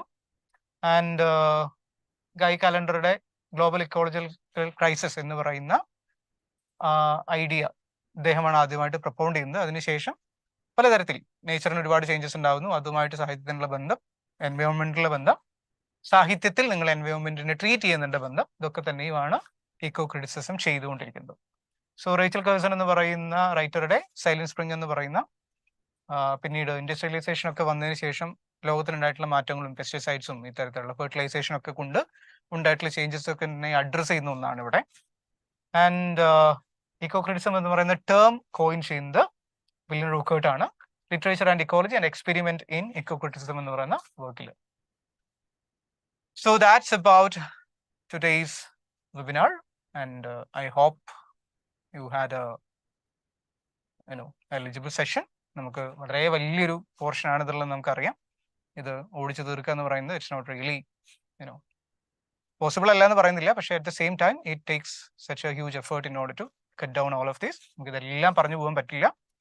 ചിലതൊക്കെ തന്നെ നമുക്ക് ചുരുക്കേണ്ടി വന്നിട്ടുണ്ട്. But we will see what we can do in the next webinars. So that's about it. നമ്മൾ അടുത്ത വെബിനാറിൽ will meet. So signing of.